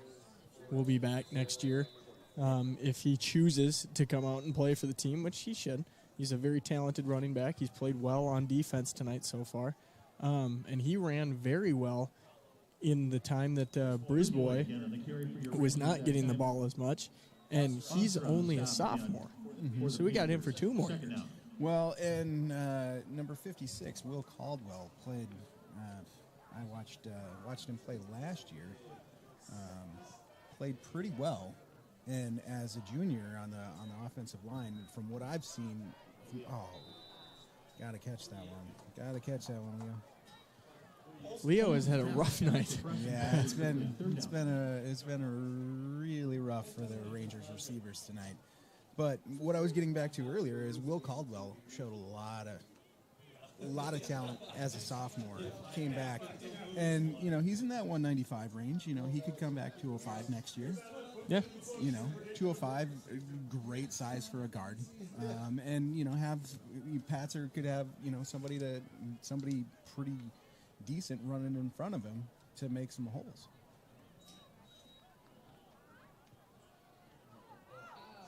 So that one's going to be intercepted off the hands of Deeb. Lakeville will take over there. That's another drop. That'll go down as a drop because. Interception for Lakeville. And I was just about to highlight the fact that the Rangers receivers have been fairly good this season, making plays when need be. And our starting receivers, Eric Neese, Jake Johnson, Reed Olson, all either sophomores or juniors. Our receiving core will be back next year. Weston Hoyt and Jacob Aho will be here, back in the defense. It'll be that looked like it was close to. It hitting did look the turf, close to the turf. I think my biggest question mark will Weston be able to come up and fill the shoes of Charlie Peterson? Well, that's going to be a big thing, and not only just fill the shoes on the field, but as far as the team, the defense generally. Yeah, the leadership. But I would also think that it seems like Sam Mills has definitely looked like he's been a big part of that offense. I mean that defense too. And usually a defensive lineman is not the leader of your defense, but he's been playing out of his shoes this year as a junior. So and there he is on the tackle. I think the biggest positives to take away is there are a large amount of players that are out on the field right now that were names called a lot. They're not only they're not. It's not like we have more juniors than seniors on the team, so we'll have a better team next year. Like these are solid starting players that have played 98% of the downs, right? And they'll all be back next year. And hopefully the couple places that were lacking will be able to really get some new talent in there. Maybe recruit a couple new players to come out for their senior year. Yeah, I mean, when I was talking to you and when I was talking to Caleb, there's a lot of big guys walking around the hallways that you don't really see on the field. Yeah. I mean, I know coaches try and do their best at school to recruit players, but that's a whole nother thing. Is it's tough to get some of your biggest athletes in the school, especially like when I was going to school here. Some of the best athletes we had in the school didn't want to come out and play football because they played other sports, and they just it's tough to get people to be like, hey, come play for our team that has not had the greatest of luck in past seasons. Let's take that a different way, though. Let's look at the facilities that we've had. True. In the last couple of years, everybody was like, oh man, we go to all these really nice fields and we don't have one. Well, now you have no reason not to want to play on this field. This is probably the nicest field in Minnesota. Nicest high school field in Minnesota. Like, why would you not want to play here? Yeah, why would you not want to be the reason everybody that the lights go off? Yeah. I mean, it's the coolest thing that we got. Right. I mean, even if you like, say you're a defensive lineman and you pick up a fumble and or get a safety and you drop the lights. You're never gonna forget that. You're not gonna do that in soccer. They're not gonna drop the lights in soccer. I don't know if they do, but if they do, it wouldn't be as special. Well, I mean, not saying that soccer is not as special, but they usually play the soccer games. They don't play them. Yeah, they play them. Yeah, they play them a lot earlier. But I still remember catching the ball and hearing your name announced over the PA system. I will say there's not a movie named after high school soccer, but there is one. Friday Night Lights. Yeah. You know, even though we're here on a Thursday, we're here on a Thursday, but you know. Yeah, I mean, there's tons of reasons that we need more talent out on the field, and if you're still with us and you know any of those people, please, you know, recruit. We need. Hey, it's a lot of work, but you know what? It adds character. You know, there's a lot of camaraderie that comes into playing on a team, and you know, it takes a lot. It takes a lot to get your butt whooped by 56 and come back and hold your head high. Yeah. And John, you know do you that's think the the Panthers, that's Aho and Brisbois are deep for that's your part Rangers? of the learning. You know, come back and play next week. I mean, if they're going to play sectionals, they got to come back and play next week after this game. And you know, you still just got to have some heart. Get out there and do what you were always doing. It's a lot of determination, and it takes a lot of hard work. Yeah. And you know, it's a good thing for kids to have. Aho on the return. to I the Rangers I side. think, depending on the position you want to Jackson play, Young on the stop for the Panthers. First down, Rangers. football is one of those sports that you can come out for with any level of experience and be anywhere from the possibility of just good to great. I mean, Look at Antonio Gates. Antonio Gates did not play football at all very true. in high school. He played basketball. 28, Leighton Patzer on the He carry came in, for your Rangers. tried out, Tommy Dahlgren on the stop for the undrafted free agent. Panthers. Boom. Antonio Gates, one of the best tight ends To ever play football. To ever play football. So it is. I mean, yes, there is a learning curve, but there is also positions you can definitely dominate, like a defensive tackle, you know, a defensive end. You can come in and not know a whole lot about the game, and still come in and make a big impact on the field.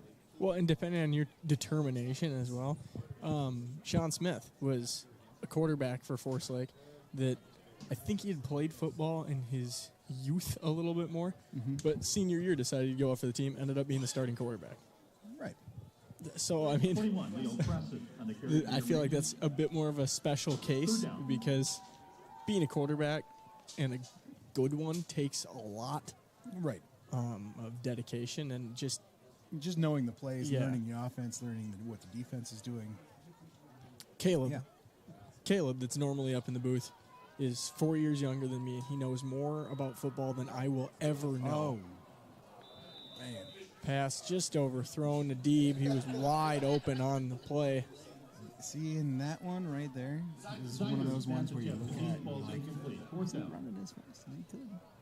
Well, see, this is one thing that I'm a little bit kind of disappointed about is the fact that when it's this far, it's 56-0.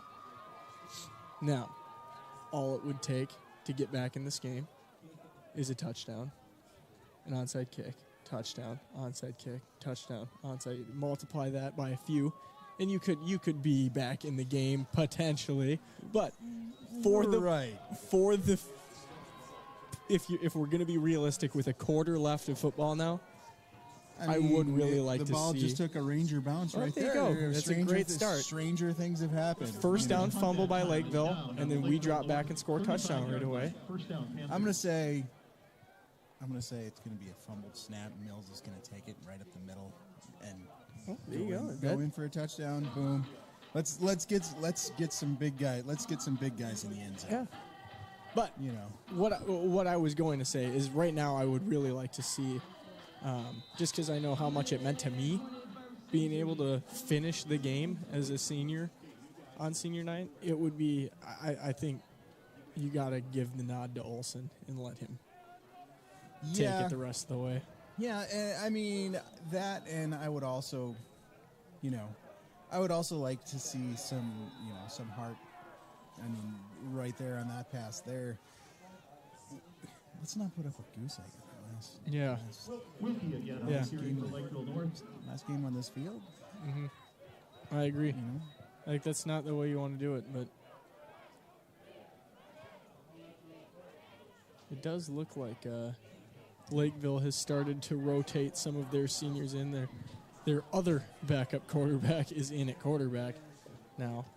And also Colby Christensen was the ball carrier on that. He's listed as a wide receiver. Seth Johnson is now in at quarterback. But yeah, I just remember being able to finish my high school career as a senior at home was a really big deal. Some shenanigans going on at the stadium right now. We're trying to pump them up. Fishing in the dark with the lights off.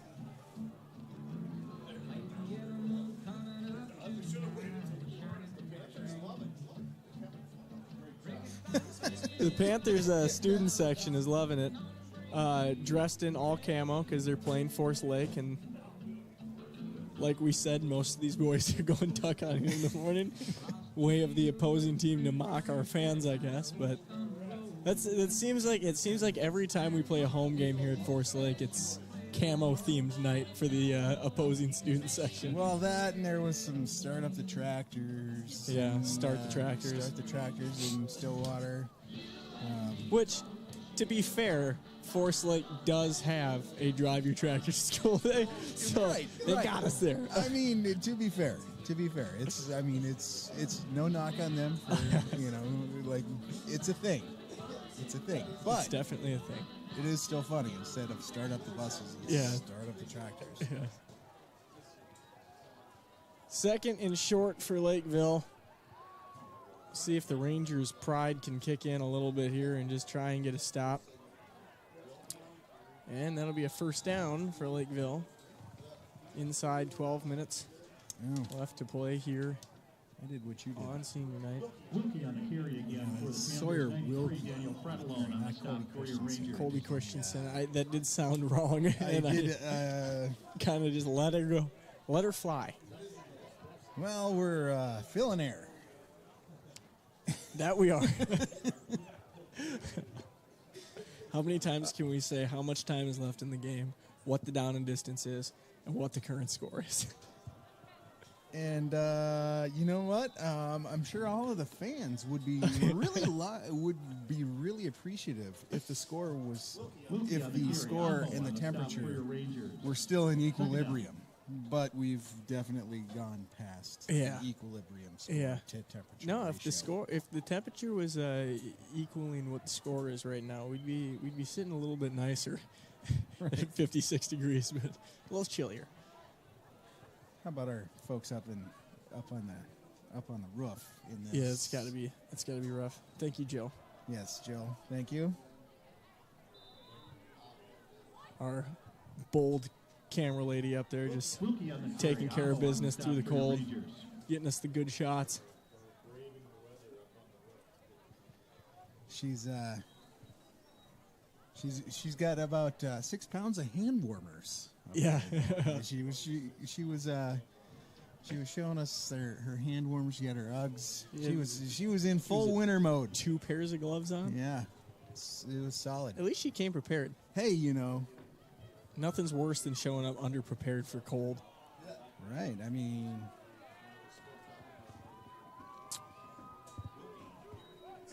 pitch out to the left for Lakeville. Huge hole again. Sawyer again. Man. Sawyer Wilkie. Doesn't matter who they put in the backfield. They're just going to have a game. We've seen 4 running backs tonight. We kind of alluded to that earlier, where when you have an offensive lineman, and all of those offensive linemen, I was not reading their starting weight, like their starters' weights. I was just reading everybody that was listed as a line. So even if they are juniors, seniors that aren't playing, they're still not one below 240. Yeah, that's a lot of beef. That's a lot of beef. Those are a lot some of beef up front. Yeah. Again, what do they got? What do they got in the water that we don't have? I don't know, but Sawyer Wilkie on another nice run. Not only are these holes really large, these running backs are definitely seeing them. Yeah.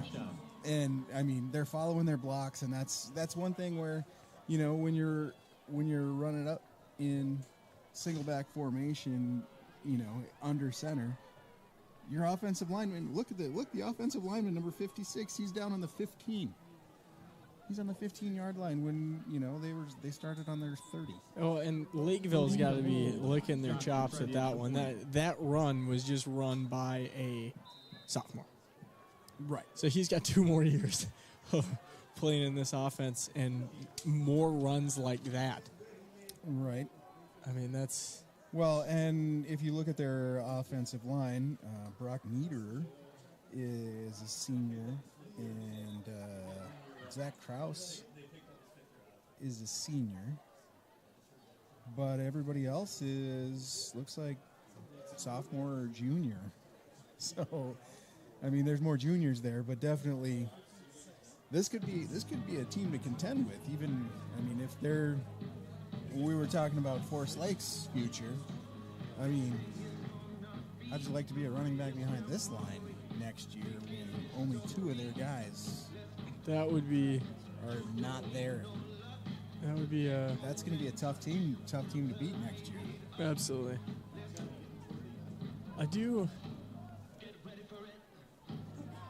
I'm scanning the sideline trying to... And truthfully, I mean, their quarterback... Update on that big top 10 game taking place down in Eden Prairie tonight. Eden Prairie is up over Jackson Stillwater Hansen 21-13 and entering the 4th quarter. Jackson Hansen's a senior, so he was filling in a running back. And Tyler Christensen is a sophomore. So he's got 2 years here. That's pretty strong. That's a very strong lineup to have, just I mean, sitting in your back pocket for the next few years. I mean, on the stop for the Panthers. First down, Rangers. I would go on record and say that right now, if they look the way they do and everybody came back out, I would say that they could flip their record completely. So rather than being 2-5 right now, they could be 5-2 next year. It's probably not too bold of a prediction, as here's our sophomore running back. Pats are getting out to the sideline and getting one of the better runs of the night. I do want to make a quick comment, because this is something that I just noticed through the binoculars that has me sort of amused. We've been talking about how chilly it is. Right? Yeah. We're all up in the booth, Right. still with jackets on, Right. but enjoying the bit of warmth that we have here. Jill is up top, freezing her butt off, dressed up in her winter best. Our athletic director is down here in his Forest Lake trench coat, staying warm. And then you use the binoculars and you scan the sideline. And our fearless head coach, Sam Ferraro, is still out there braving it in the shorts. Yeah, you know, some guys just Bold move. I mean, I knew a guy in Bismarck, North Dakota when I went to high school. He didn't wear a coat. All winter long, didn't wear a coat. Thought he was nuts.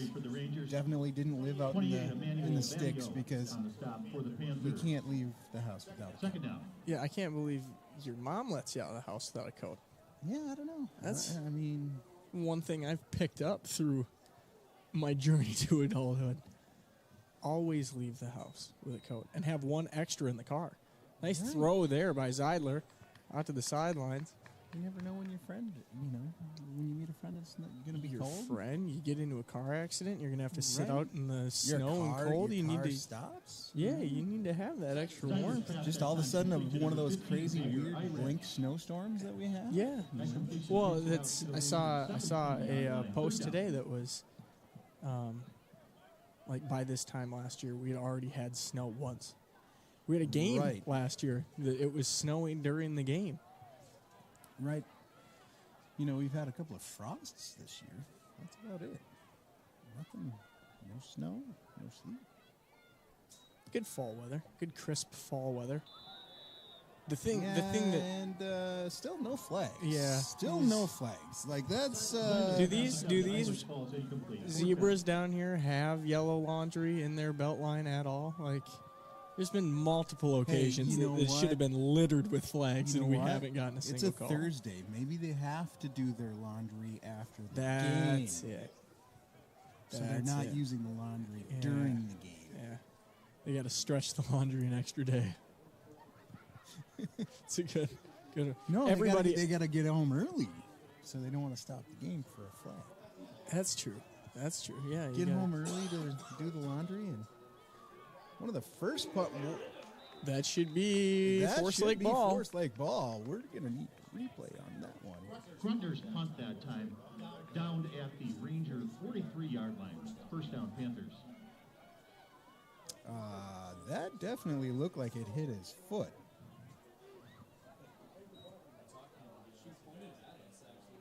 She motioned. Can you go back on that? That hit his foot right there. Yeah. It hit his foot when he was That should backing be up. Forest Lake that ball. should be Forest Lake ball.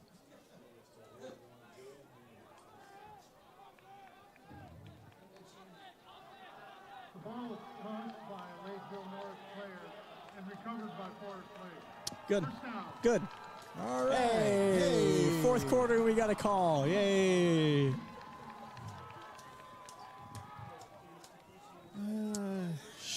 Shouldn't have taken that long to get anything, but I guess we'll count our blessings at this point. Right there.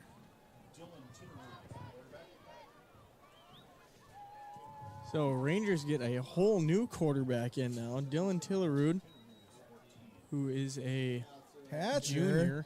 Patzer showing some heart.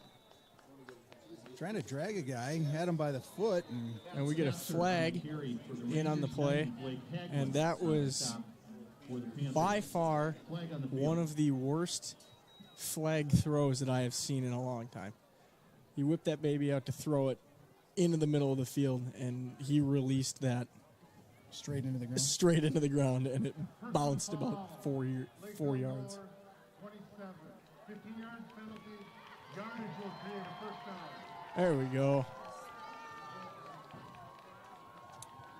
Hey guys, remember how fast you're running right there, and do that on the next one? Yeah, let's go. Let's go. We need some. Let's get in there. Here we go. Here we go. Quick pass out to the left. Who's this? 84? That is New? Jack Colburn. Senior. Tillerud's pass complete to number 84, Jack Colburn. Credit the stop to number 16, Luke Johnson for the Panthers. Second down.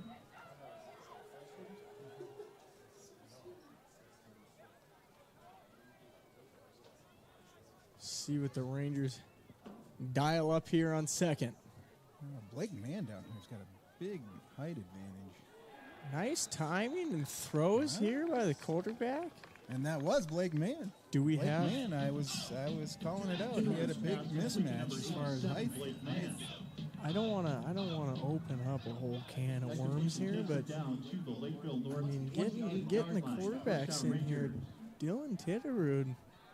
Do we potentially have a that was a quarterback really- battle for next season? Yeah, that was a really nice quick out.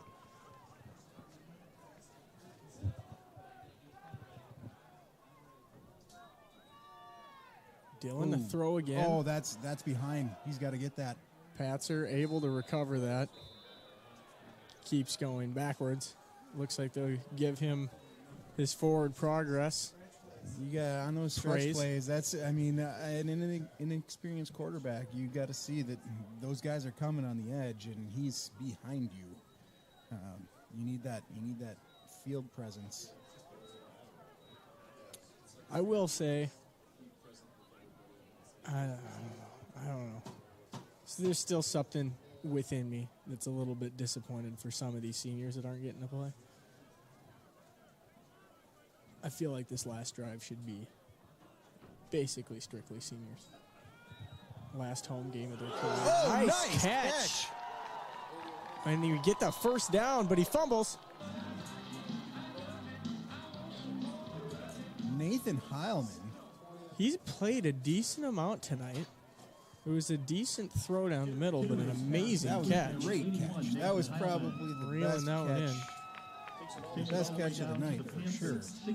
And he is also a junior that will That remain was on the stretched roster out. for Now next year. that next year I could see being oh yeah, he was He was definitely down. But a little red zone threat. A little red zone threat with him going deep. He's a tall kid. I would have liked Dylan to try and throw that one back to him there. He was decently open at about the 5. Ball's incomplete. Second down.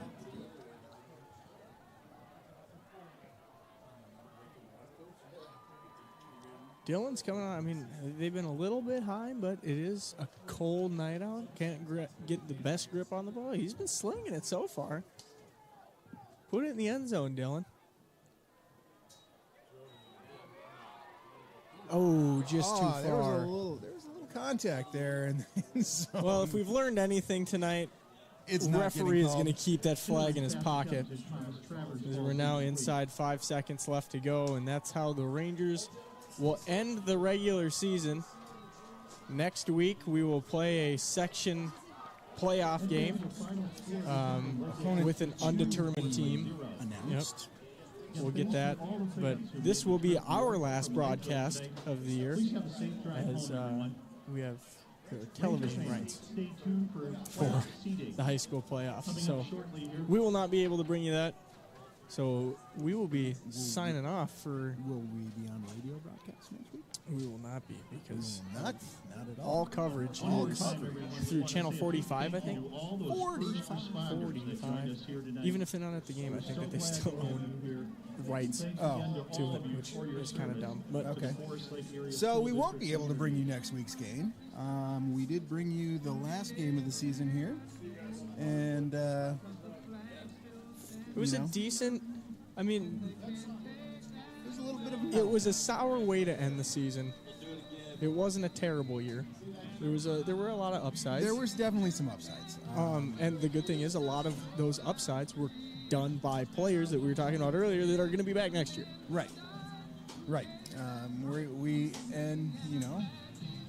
in the last 5 minutes we might have found a little bit of a quarterback controversy for next year.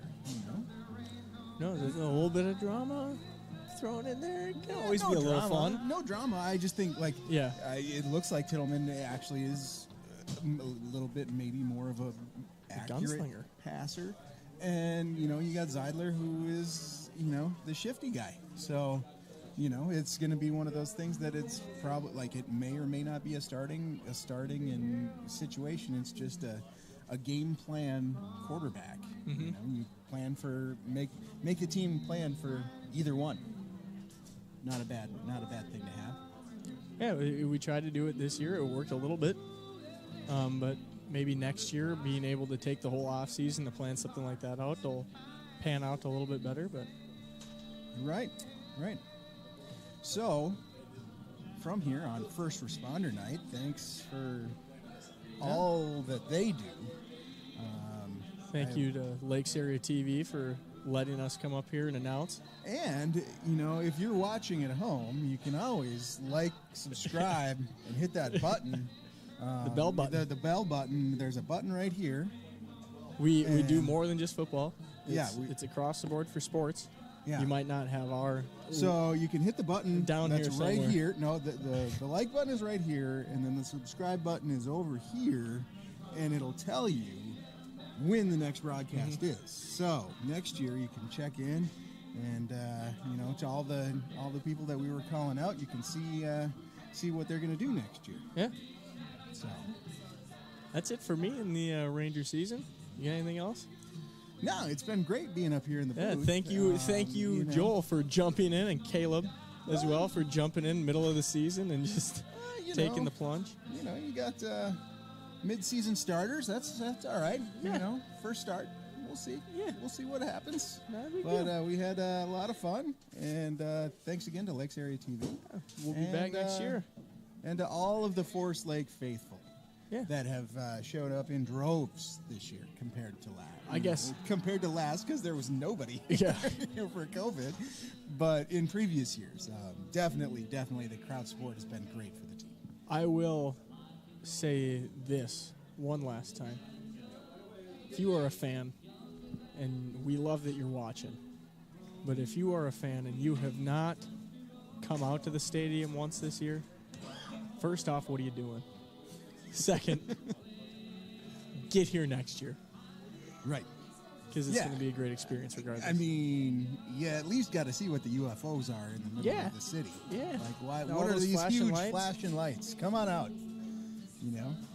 Come on out, and hopefully, we'll. I don't know if there's going to be another high school that knocks off this first for the Rangers as far as ranked number 1, but this field is a number 1 ranked field in my book, and you're going to have to come and see what all the hype is. Absolutely. Well, that's it for me. That's it for Joel. Signing out for the season. Have a good one, everybody. Have a good one. Stay warm over winter. Thanks for watching.